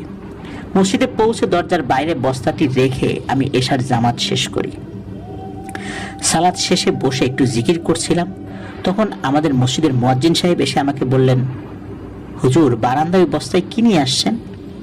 আমি বললাম, বস্তায় কি আছে আমি এখনো দেখিনি, কিন্তু কোনো সমস্যা হয়েছে কি? উনি বললেন, আপনি আসেন, এসে নিজেই দেখেন। আমি দ্রুত ওনার সাথে বাইরে যাই।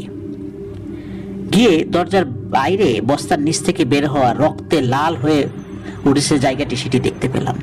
সাথে সাথে আমি উঠে মসজিদের ওযুখানায় গিয়ে বালতি ভরে পানি এনে বস্তাটি সহ মুয়াজ্জিন সাহেবকে নিয়ে মসজিদ থেকে আরেকটু দূরে চলে যাই। সাথে একটা লাইট নেই। এরপরে বালতির পানিতে দোয়া কালাম পরে ফু দিয়ে সেই পুটলিটা পানিতে ডুবিয়ে দেই। আমার মন বলছিল ভেতরে যাই আছে সেটা ভালো না। পানিতে ডুবিয়ে রাখা অবস্থা আমি সেটা খুলে ফেলি, আর যেটা বের হয় সেটা দেখে আমি এবং মুয়াজ্জিন সাহেব দুজনই বেশ অবাক এবং ভয় পাই। ভেতরে একটি শূকরের কাটা মাথা, যেটা নিচ দিয়ে তখনও রক্ত পড়ছিল ফোঁটায় ফোঁটায়। কিছু নারী ভুঁড়ি আর এক টুকরো সাদা কাপড় মুড়িয়ে কালো সুতো দিয়ে বেঁধে রাখা হয়েছে সেই নারী ভুঁড়ির সাথে। এসব দেখে মুয়াজ্জিন সাহেব সহ্য করতে না পেরে বমি করে ফেলেন। আমি নিজেও বেশ অসুস্থ বোধ করি। দেরি না করে খুব দ্রুত সেই সাদা কাপড়টি খুলে নিয়ে ওই নাপাক জিনিসগুলো দোয়া কালাম পরে ফু দিয়ে মাটি চাপা দিয়ে দেই এবং কাপড়টি সাথে নিয়ে বাড়ি চলে আসি। বাড়ি আসার সময় আমি বড় দাদার কথা স্মরণ করি এই কারণে যে উনি আমাকে কিছু দোয়া শিখিয়ে দিয়েছিলেন, কিছু নিয়ম শিখিয়ে দিয়েছিলেন। আর বড় দাদার এই শিখিয়ে দেওয়ার নিয়মে আমি তার সাথে যোগাযোগের চেষ্টা করি। বাড়িতে এসে আমি আমার নামাজের ঘরে যাই এবং সেই কাপড়ের টুকরোটি রেখে এসে অজু করে ঘরে ঢুকি। রাত্রে খাওয়া দাওয়া শেষে এসে ঘুমানোর চেষ্টা করি, কিন্তু অনেকক্ষণ এপাশ ওপাশ করি, ঘুম আসছে না দেখে উঠে নামাজ ঘরে চলে যাই। বেশ কিছুক্ষণ পবিত্র কোরআন শরীফ তেলাওয়াত করে একটু জিকির করছিলাম, ঠিক তখন দেখি বড় দাদা ঘরে ঢুকলেন।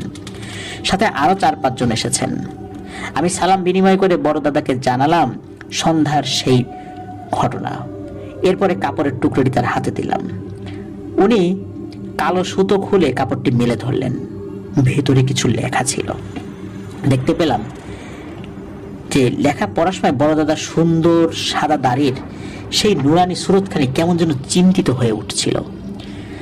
লেখাটা পড়া শেষ করে তিনি কাপড়খানি রেহমান ভাইয়ের হাতে দিয়ে বললেন, রেহমান, এই লেখা নিয়ে যাও, সব সর্দারদের দেখাও, তাদেরকে বলো তৈরি হতে, কিন্তু আমার আদেশ ছাড়া কেউ যেন আগে থেকে কোনো আক্রমণ না করে।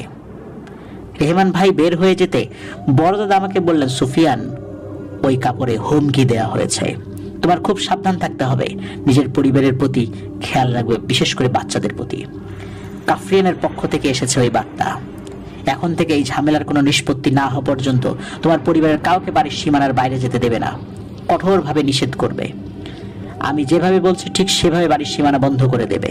কিছুদিনের মধ্যে তোমার সাথে একজন রাকি যোগাযোগ করবেন। যোগাযোগ করা হলে তুমি অবশ্যই সেখানে যাবে, চিন্তা করো না। তোমার অনুপস্থিতিতে তোমার পরিবারের হেফাজতের জন্য আমার অধীনস্থদেরকে আমি সেখানে মোতায়েন করব।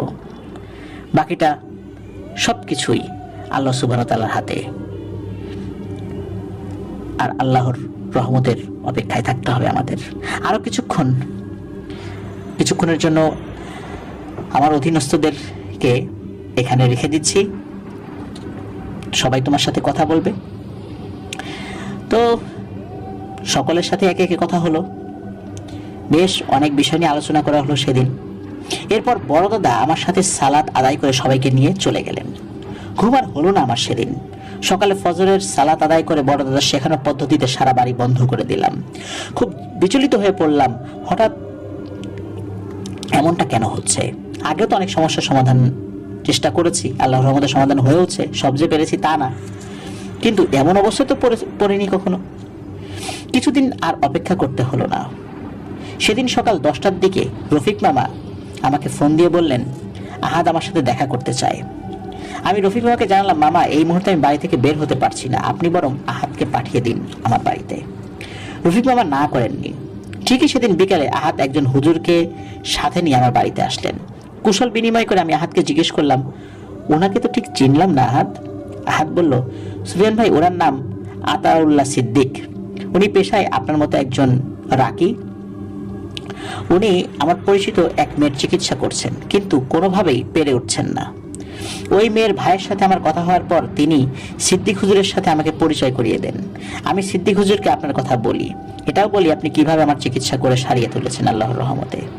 আমার কথা শুনে সিদ্দিক ভাই আপনার সাথে দেখা করতে চান, তাই নিয়ে এলাম ওনাকে। সুফিয়ান ভাই, আপনি দয়া করে মেয়েটিকে সারিয়ে তোলার ব্যবস্থা করেন। আমি আহাদকে জিজ্ঞেস করলাম, মেয়ের নাম কি? ফারজানা। আমার প্রশ্নে আহাদ বেশ লজ্জা পেল। আমি একটু হেসে সিদ্দিক ভাইয়ের দিকে তাকিয়ে জিজ্ঞেস করলাম, ভাই কি হয়েছে বলুন, কি এমন সমস্যা হয়েছে যে আপনি রুকিয়া করতে পারছেন না? সিদ্দিক ভাই শুরু করলেন, ভাইজান, শুরুতে বলি আমি এসব কাজে নতুন না, অনেকদিন ধরেই জিনের সমস্যা নিয়ে কাজ করছি, কিন্তু এই ফারজানা মেয়েটার মতো সমস্যা আমি আগে কখনো দেখিনি। প্রথম দিন আমি যখন তার চিকিৎসা করতে যাই তখন সে কোনো কথাই বলেনি। আমার কোনো কথার উত্তরও দেয়নি। কিন্তু পরের দিন আমি যখন তাকে প্রশ্ন করি, সে আমার প্রশ্নের উত্তর না দিয়ে আমার পরিবারের সকলের তথ্য শুনিয়ে দিল আমাকে, এমনকি আমার পরিবারের যারা দূরে থাকে তারা কে কি করছে সেটা সহ। আমি ঘাবড়ালাম না, বুঝতে পেরেছি বেশ বদ এবং শক্তিশালী শয়তান এটা, তাই একটু ভিন্ন পথে রুকিয়া করার চেষ্টা করি। ঠিক তখন আমার মনে হলো অদৃশ্য গরম কিছু আমার ঘাড়ে চেপে ধরা হয়েছে। যন্ত্রণায় চিৎকার করে আমি সেখানেই মাটিতে ছটফট করি কিছুক্ষণ। ফারজানার পরিবারের লোকেরা আমাকে ধরে ঘরের বাইরে নিয়ে যান। বাইরে বের হতেই আমি একটু সুস্থতা বোধ করি। সেদিনের মতো আমি বাড়ি ফিরে যাই। বাড়ি ফিরে আসার পর আমার স্ত্রী লক্ষ্য করে আমার ঘাড়ের পেছনে এই চিহ্ন। এটা বলে সিদ্দিক ভাই তার ঘাড়ের পেছনের দিকটা আমাকে দেখালেন, সেই উল্টো করা ত্রিভুজ আঁকা। আমি একটু চিন্তায় পড়ে গেলাম। সিদ্দিক ভাই আবার বলতে শুরু করলেন, সেদিনের পর থেকে আমি নিজেও খারাপ স্বপ্ন দেখতে থাকি। রাতে ঘুমানোর সময় শরীর বন্ধ করে ঘুমাই, কিন্তু কিছুই ঠিক হচ্ছে না। আমার উপকারী এক জিন আছেন, প্রথম দিন তাকে খোঁজ নিতে বলেছিলাম, কিন্তু তিনিও এরপরে আমার সাথে আর দেখা করেননি। আমি কয়েকবার তার সাথে যোগাযোগের চেষ্টা করেছি, কিন্তু পারিনি। গত 5 দিন আগে এশার সালাত আদায় করে যখন বাসায় যাচ্ছিলাম, পথে হঠাৎ কে যেন আমাকে খুব জোরে চড় দেয়। এত জোরে চড় দেয় যে আমি এখনো এই কানে ভালোভাবে শুনতে পাচ্ছি না। গত পরশু ফারজানার ভাই আমি যাচ্ছি না দেখে দেখা করতে আসেন আমার সাথে। তিনি আমার কথা শুনে আহাদের সাথে পরিচয় করিয়ে দেন এবং যোগাযোগ করিয়ে দেন। তারপর আমি এই যে আপনার সামনে। ভালো কথা, ফারজানার পরিবারের লোকের আমাকে বলেছিল ঘুমের ভেতরে সে কান্না করতে করতে জেগে ওঠে ঘুম থেকে, আর ঘুম ভেঙে গেলে সে ঘরের কোনো একজন সদস্যের দিকে তাকিয়ে থাকে অনেকক্ষণ। মাঝে মাঝে তার ভাইয়ের দিকে, মাঝে মাঝে তার বাবার দিকে, আবার কখনো অন্য লোকের দিকে তাকিয়ে থাকে, আবার কখনো তার মায়ের দিকেও তাকিয়ে থাকে, অর্থাৎ নির্দিষ্ট কাউকে লক্ষ্য করে নয়। এতটুকু বলে সিদ্দিক ভাই থামলেন। আমি শুনলাম সবকিছু। মাথার ভিতর সব ঘোলাটে লাগছিল। মনে হচ্ছিল এতটুকু তথ্য যথেষ্ট নয়।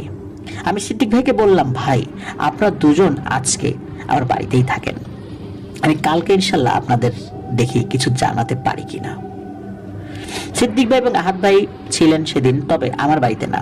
সিদ্দিক ভাইয়ের এক আত্মীয় থাকেন পাশের গ্রামে, তার বাড়িতেই ওনারা দুজন ছিলেন।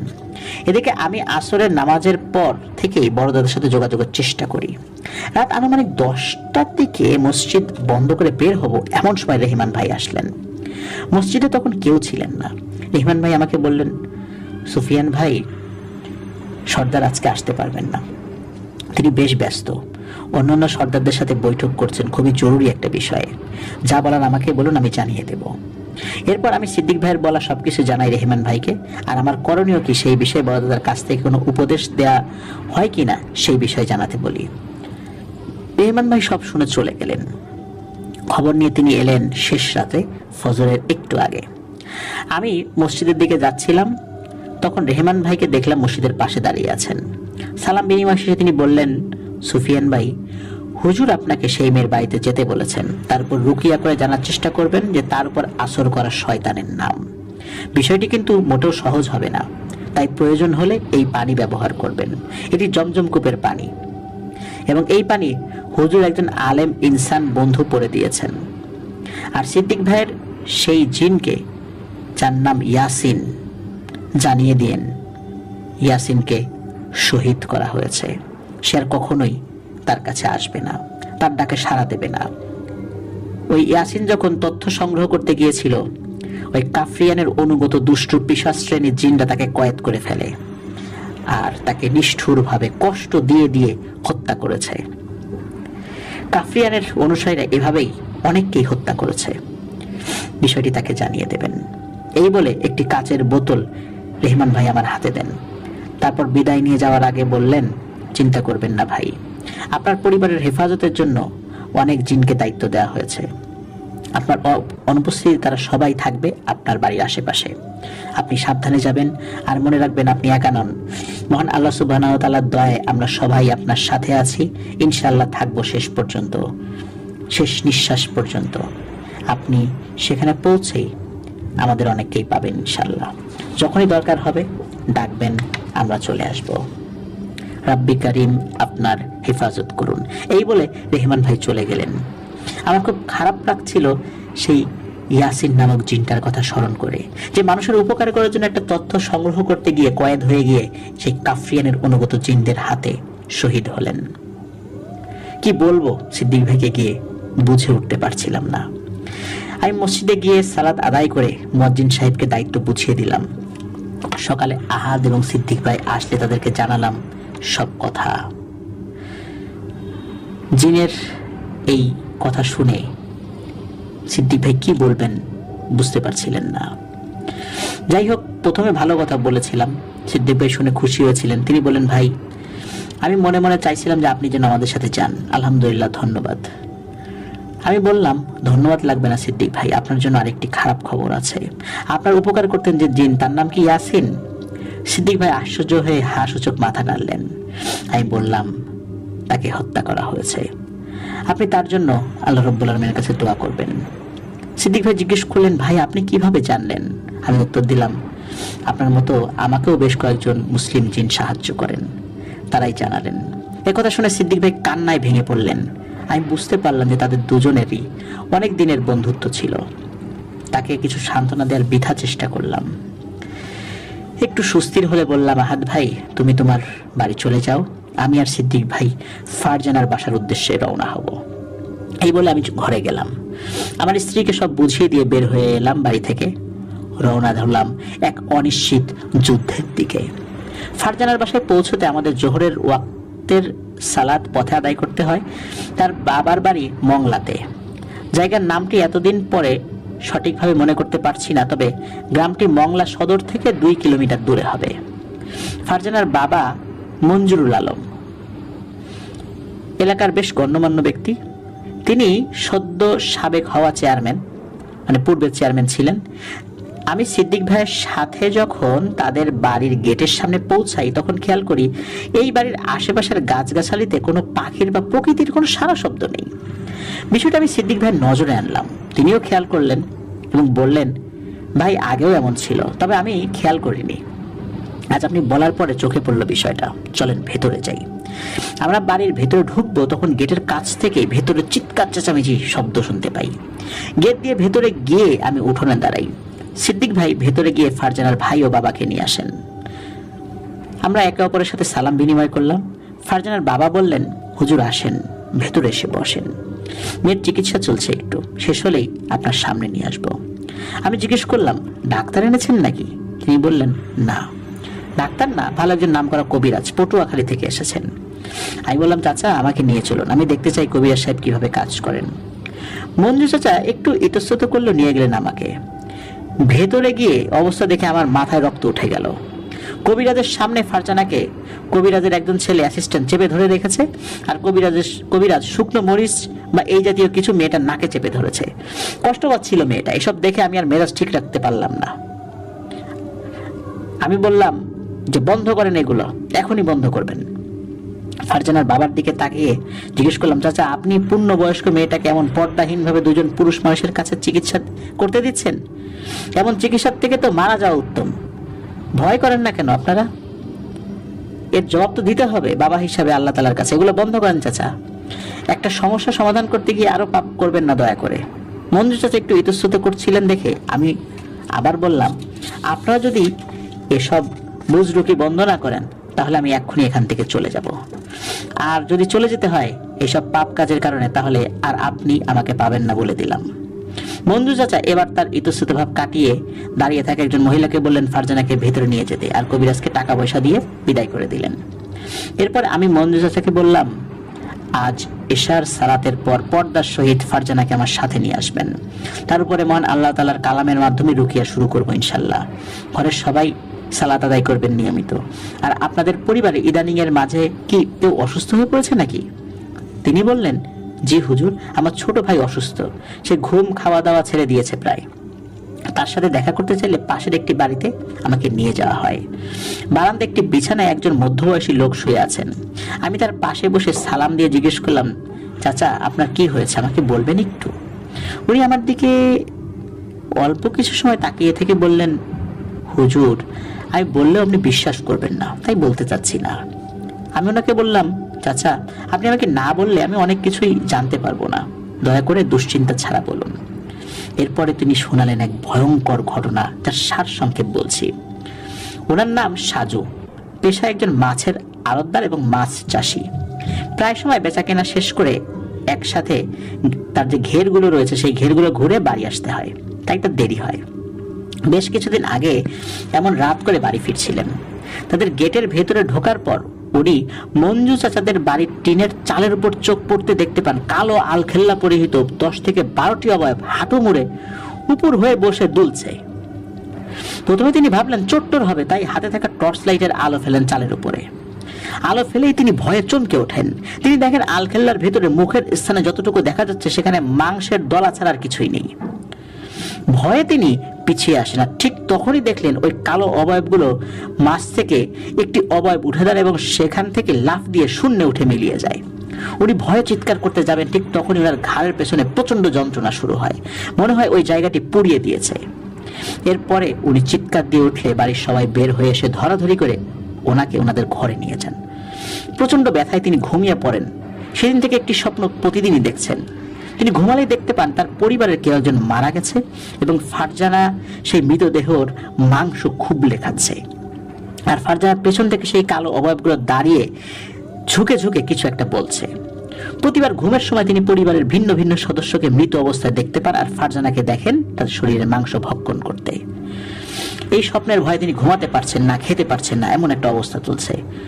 সবচেয়ে বড় কথা হলো, রাত হলেই তিনি তার টিনের চালের উপর হাঁটা চলার শব্দ শুনতে পান। মাঝে একদিন তার মাথার কাছের জানালার ওপাশ থেকে একটি শব্দ শুনতে পান। তার মতে অ্যাজমা রোগীদের শ্বাস টান উঠলে যেমন শব্দ হয়, ঠিক তেমন শব্দ।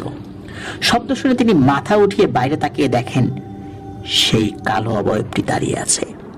শব্দটি আসছে তার মুখের স্থানে যে মাংসপিণ্ড রয়েছে সেখান থেকে, আর সেই মাংসপিণ্ডটি নিঃশ্বাসের সাথে সাথে আমাদের বুক যেভাবে ওঠানামা করে ঠিক সেভাবে ওঠানামা করছে। এটা দেখে ভয় চিৎকার দিয়ে তিনি অজ্ঞান হয়ে যান। এরপরে বাড়ির লোকজন এসে ওনাকে পানি টানি দিয়ে জ্ঞান ফেরান। আমি খুব মনোযোগ দিয়ে ওনার কথা শুনলাম। তারপর ঘাড়ের পেছন দিকে পরীক্ষা করে দেখি সেই একই চিহ্ন, উল্টো করে ত্রিভুজ। বেশ বুঝতে পারছিলাম আমি পিশাচগুলোর মাঝখানে এসে পড়েছি। দেরি না করে বের হয়ে আসলাম সেই ঘর থেকে। রাতে মসজিদে এশার সালাত আদায় করে একটু নির্জনতার খোঁজে এদিক ওদিক হাঁটছিলাম, আর বড় দাদা বা কারোর সাথে যোগাযোগ করার চেষ্টা করছিলাম। কিছু সময় পরে হামজা ভাই এলেন। সালাম বিনিময় শেষে আমি ওনাকে সব খুলে বললাম। উনি সব শুনে আমাকে বললেন, সুফিয়ান ভাই, আমরা জানি এমন কিছু হচ্ছে এবং কিছু করতে না পারলে সামনে আরো হবে। খুব তাড়াতাড়ি কিছু একটা করতে না পারলে ফারজানার ছোট চাচার মৃত্যুর মাধ্যমে শুরু হবে ওনাদের পরিবারে মৃত্যুর মিছিল। আপনি ফারজানার পাশাপাশি তার চাচার উপরে রুকিয়া পরিচালনা করেন। আপনি শুধু এই পিশাচটাকে আল্লাহ তাআলার কালামের মাধ্যমে বের করে আনেন, বাকিটা আমরা বুঝে নেব ওকে কি করতে হয়। আর ফারজানার রুকিয়া করতে আপনার সময় লাগবে, কিন্তু আপনি রুকিয়া বন্ধ করবেন না। ইনশাল্লাহ এর মাঝে আল্লাহ সুবহানাহু ওয়া তাআলার সাহায্য ইনশাল্লাহ অবশ্যই আসবে। মনে রাখবেন, রুকিয়া শুরু করার পর আপনার সাথেও শয়তানগুলো দেখা হবে, তাই সব সময় সাবধান। কথাগুলো বলে হামজা ভাই চলে গেলেন। আমি ফিরে আসলাম ফারজানার বাড়িতে। এসে দেখি বাড়ির বারান্দার ঘরে ফারজানাকে পর্দার সাথে মেঝেতে পাটি বিছিয়ে বসিয়ে রাখা হয়েছে। হাতে তার খালা বসেছেন, অদূরে তার বাবা, ভাই, মেজো চাচা বসে আছেন। আমি ফারজানার বিপরীতে বসে পড়লাম। ব্যাগ থেকে আমার সব সফরের সঙ্গী পবিত্র কোরআন শরীফ বের করে আনলাম, আর বের করলাম বড় দাদার পাঠানো সেই পানি। তারপর ফারজানার উদ্দেশ্যে সালাম দিয়ে বললাম, বোন, কেমন আছো তুমি? কেমন লাগছে তোমার? কি হয়েছে তোমার? আমাকে বলো, আমি তোমাকে সাহায্য করতে এসেছি। ফারজানা স্বাভাবিকভাবে উত্তর দিল, আমি ভালো আছি, আমার কিছু হয়নি হুজুর, তবে আপনার কিছু হবে, নিশ্চিত থাকুন। কথা শুনে অবাক হইলাম, এত সাবলীল ভাবে, সুন্দর ভাবে আমার কিছু হবে, আপনি নিশ্চিত থাকুন, এই কথাটা বলতে পারলো। মনে মনে যা বোঝার বুঝে নিলাম। আমি আর কিছু জিজ্ঞেস না করে রুকিয়া শুরু করলাম। কোরআন শরীফ পাঠ করার যখন শুরু করেছি, ফারজানার চেহারায় পরিবর্তন শুরু হলো। অল্প কিছুক্ষণ পরে সে ক্ষেপে উঠলো। তার খালা, ফুফু, আরো কিছু মহিলা তাকে জোর করে বসিয়ে রাখার চেষ্টা করছেন, কারণ ফারজানা বারবার উঠে যেতে চাইছিল। বেশ কিছুক্ষণ কোরআন শরীফ পাঠ করার পরে দেখি ফারজানার শরীর নিস্তেজ হয়ে যায়। আমি তাকে ঘরে নিয়ে যেতে বলি। এরপরে মঞ্জু চাচাকে বলি, চাচা আমাকে কিছুদিন সময় দিতে হবে, কারণ ওর উপর যে আসর করছে সে বেশ শক্তিশালী।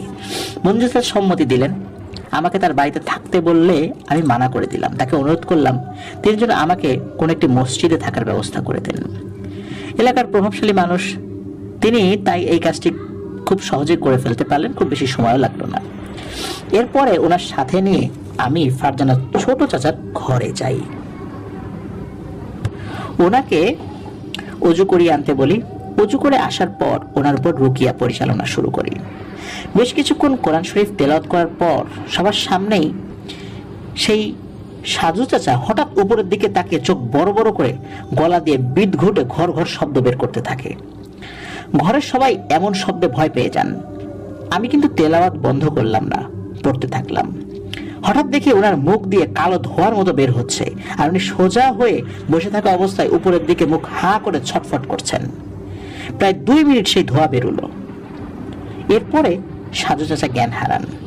সেই ধোঁয়ার কুণ্ডলি ঘরের চালের ফাঁকা দিয়ে মিলিয়ে গেল। সবাই ধরাধরি করে সাজু চাচাকে বিছানায় নিয়ে আসেন।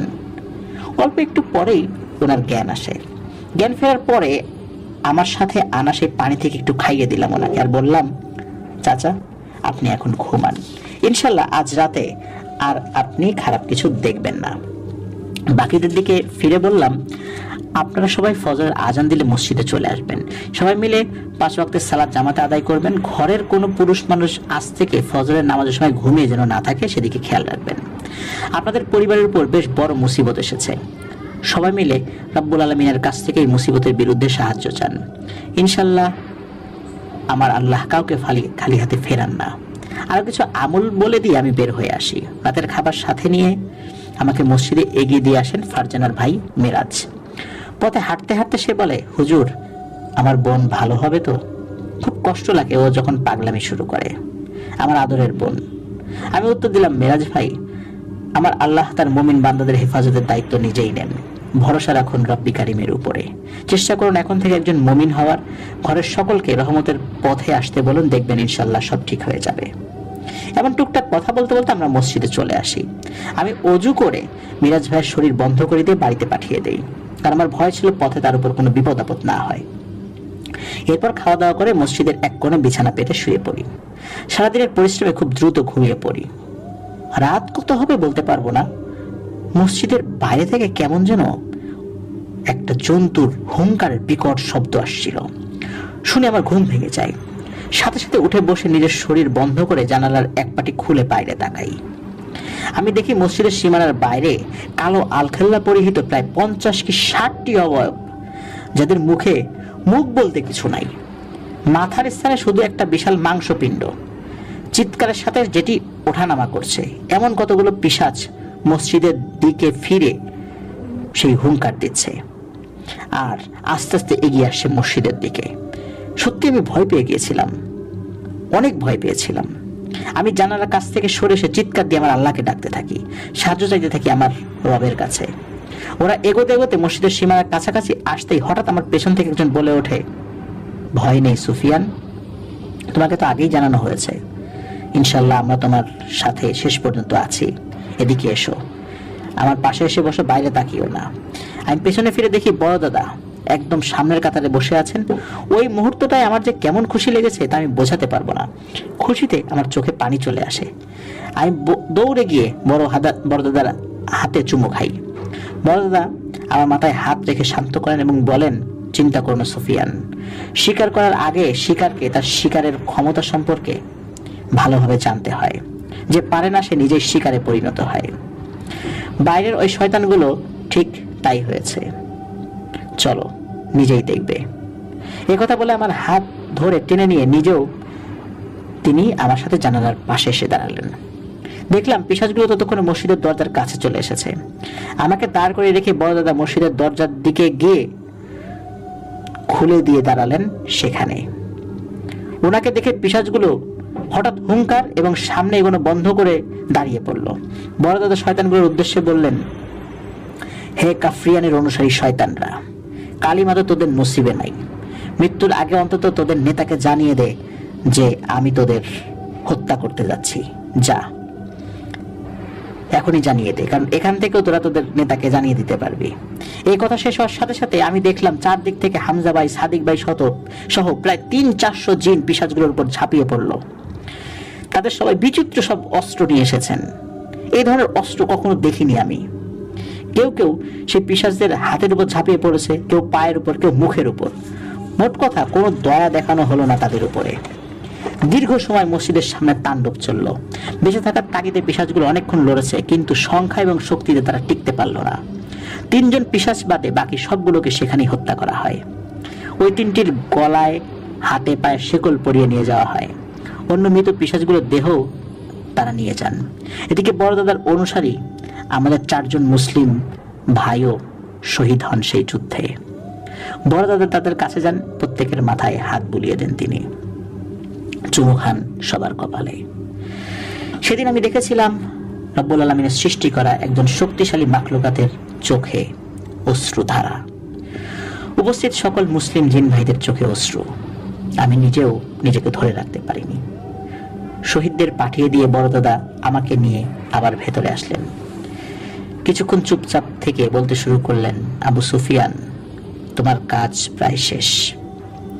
বাকিটা কাল আমার এক বন্ধু আসবেন, এইখানে উনি করবেন, তুমি তার সাথে থেকো। কাফরিয়ান ফারজানা নামের মেয়েটির শরীরে আশ্রয় নিয়েছে। ভালোভাবে অনেক সময় নিয়ে খোঁজ নেওয়ার পরে আমি আসল ঘটনা জানতে পেরেছি।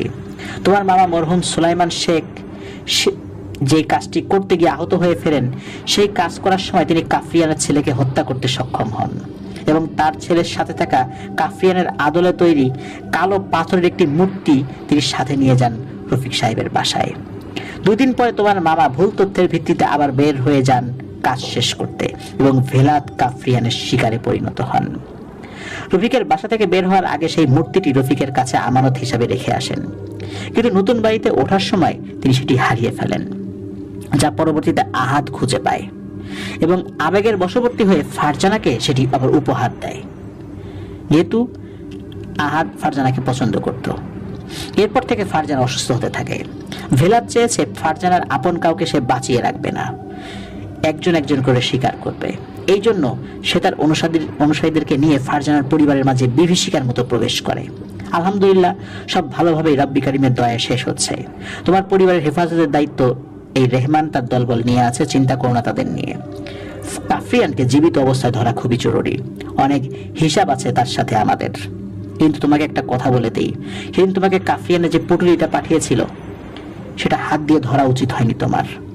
খারাপ রকমের জাদু করা ছিল তাতে। তুমি আমার জন্য অপেক্ষা না করে নিজেই এটি ধরে ফেলেছো, কাজটি নিজেই করে ফেলেছো। সারা জীবন তোমাকে ভোগাবে এই জাদু, যেটা আমাদের সকল ক্ষমতার বাইরে। আল্লাহ তাআলা এবং আমার রসুলের তরিকা মতো চলার চেষ্টা করবে, ইনশাল্লাহ এগুলো হয়তো অনেকখানি কমে যাবে, এই জাদুর প্রভাব কমে যাবে, তবে একেবারে কিন্তু যাবে না। সারাটা জীবন তোমাকে এটা ভোগ করতে হবে। চলো এখন শুকরিয়া নামাজ আদায় করি একসাথে। কথা বলে থামলেন বড় দাদা। এরপর আমরা একসাথে সালাত আদায় করার পর উনি বিদায় নিয়ে চলে যান। সেদিন ফজরের নামাজের পরে আমি আস্তে আস্তে ফারজানের বাড়ির উদ্দেশ্যে হাঁটতে থাকি। মসজিদে সালাতের সময় অনেকে আমাকে জিজ্ঞেস করলেন রাতে কি হয়েছিল, কারণ তারা সবাই সেই হুঙ্কার, চিৎকার, কান্না, আর্তনাদ শুনতে পান। আমি শুধু তাদের বলি আল্লাহ তাআলার রহমত বর্ষিত হয়েছে, আর কিছু না। ফারজানাদের বাড়িতে এসে দেখি সবাই ফারজানাকে বেঁধে ঘিরে রেখেছে। মিরাজ ভাই জানালো মধ্যরাতের পর থেকে হঠাৎ সে পাগলামি শুরু করে, চিৎকার করছে আর বলছে তাকে ছেড়ে দিতে, সে নিরাপদে গিয়ে ফারজানাকে ছেড়ে দেবে। শুনে আমি একটু হাসলাম আর বললাম, ভয় নেই ভাই, আপনারা খেয়াল রাখেন সে যেন কোথাও যেতে না পারে, আল্লাহর সাহায্য আসছে। আমার কথা মতো ফারজানাকে প্রায় সারাদিন বেঁধে রাখা হলো। কাফরিয়ান বের হতে পারছিল না, কারণ বাইরে বড় দাদার অনুসারী এবং অন্যান্য সর্দারদের অনুসারী হাজার হাজার জিন ভয়ানক সমস্ত অস্ত্র নিয়ে অপেক্ষা করছিল, যে সে বাইরে বের হবে আর তার জীবন শেষ হয়ে যাবে। মাগরিবের সালাতের পর একজন বয়স্ক হুজুর আসেন ফারজানার বাড়িতে, তার সাথে আরো 4 জন এসেছেন। আমি তাকে একবার দেখে চিনতে পেরেছি। উনি দক্ষিণবঙ্গের বিখ্যাত আলেম হাফেজ শাহ হুজুর। উনি বাড়িতে ঢুকেই আমাকে কাছে ডাকলেন। আমি কাছে এসে সালাম বিনিময় করলাম ওনার সাথে। উনি বললেন, বাবা সুফিয়ান, আমি তোমার কথা শুনেছি। রব্বুল আলামিনের কাছে দোয়া করে তিনি যেন তোমাকে শেফা দান করেন। এরপর আরো কিছুক্ষণ কথার পরে উনি উঠোনে এসে কিছু ময়দা পরে ছিটিয়ে দিলেন। তারপর ফারজানাকে নিয়ে আসতে বললেন। ওনার সাথে আসা 4 জন 4 কোণায় দাঁড়িয়ে পড়লেন। মাঝখানে ফারজানাকে বসিয়ে শুরু করলেন রুকিয়া। ওই 4 জন হুজুর চারদিক থেকে ফারজানার শরীরে পানি ছিটাচ্ছিলেন। আমি লক্ষ্য করছিলাম হাফেজ হুজুরের রুকিয়া পদ্ধতি। উনি এমন সব আমল করছেন যা আমি জানতাম না। অল্প কিছুক্ষণ পরে সকলের চোখের সামনে ফারজানার মুখ দিয়ে কালো ধোঁয়া বের হতে থাকে। ধোঁয়াটা বের হয়ে উপরের দিকে উঠতে থাকলো। সবাই ফারজানার দিকে তাকিয়েছিলেন। আমি দেখছিলাম ধোঁয়াটা কোথায় যায়। অল্প একটু উপরে ওঠার পরে দেখলাম বাড়ির বাইরের এক নারকেল গাছ থেকে 4-5টি আলো খুব দ্রুত এসে ধোঁয়ার কুণ্ডলিটাকে নিয়ে শূন্যে মিলিয়ে গেল। এদিকে ফারজানা অনবরত বমি করছে, কিন্তু তার বমির সাথে বের হচ্ছে নখ, চুল, কালো সুতা দিয়ে মোড়ানো এক টুকরো লাল কাপড়, এবং শেষে বের হয়ে এলো ছোট্ট কালো পাথরের একটি মূর্তি। হাফেজ শাহ হুজুর মূর্তিটি নিয়ে চলে যান। যার সময় আমাকে বলেন, বাবা, রব্বুল আলামিনের পথে চলতে হলে অনেক বাধা আসে। সেই বাধা কাটিয়ে যদি অল্প কিছু সময়ও কেউ বাঁচে, আমি মনে করি সেটাই তার জন্য অনেক বেশি। ভালো থেকো। পরের ঘটনা অনেক সংক্ষিপ্ত। ফারজানা আস্তে আস্তে সুস্থ হয়ে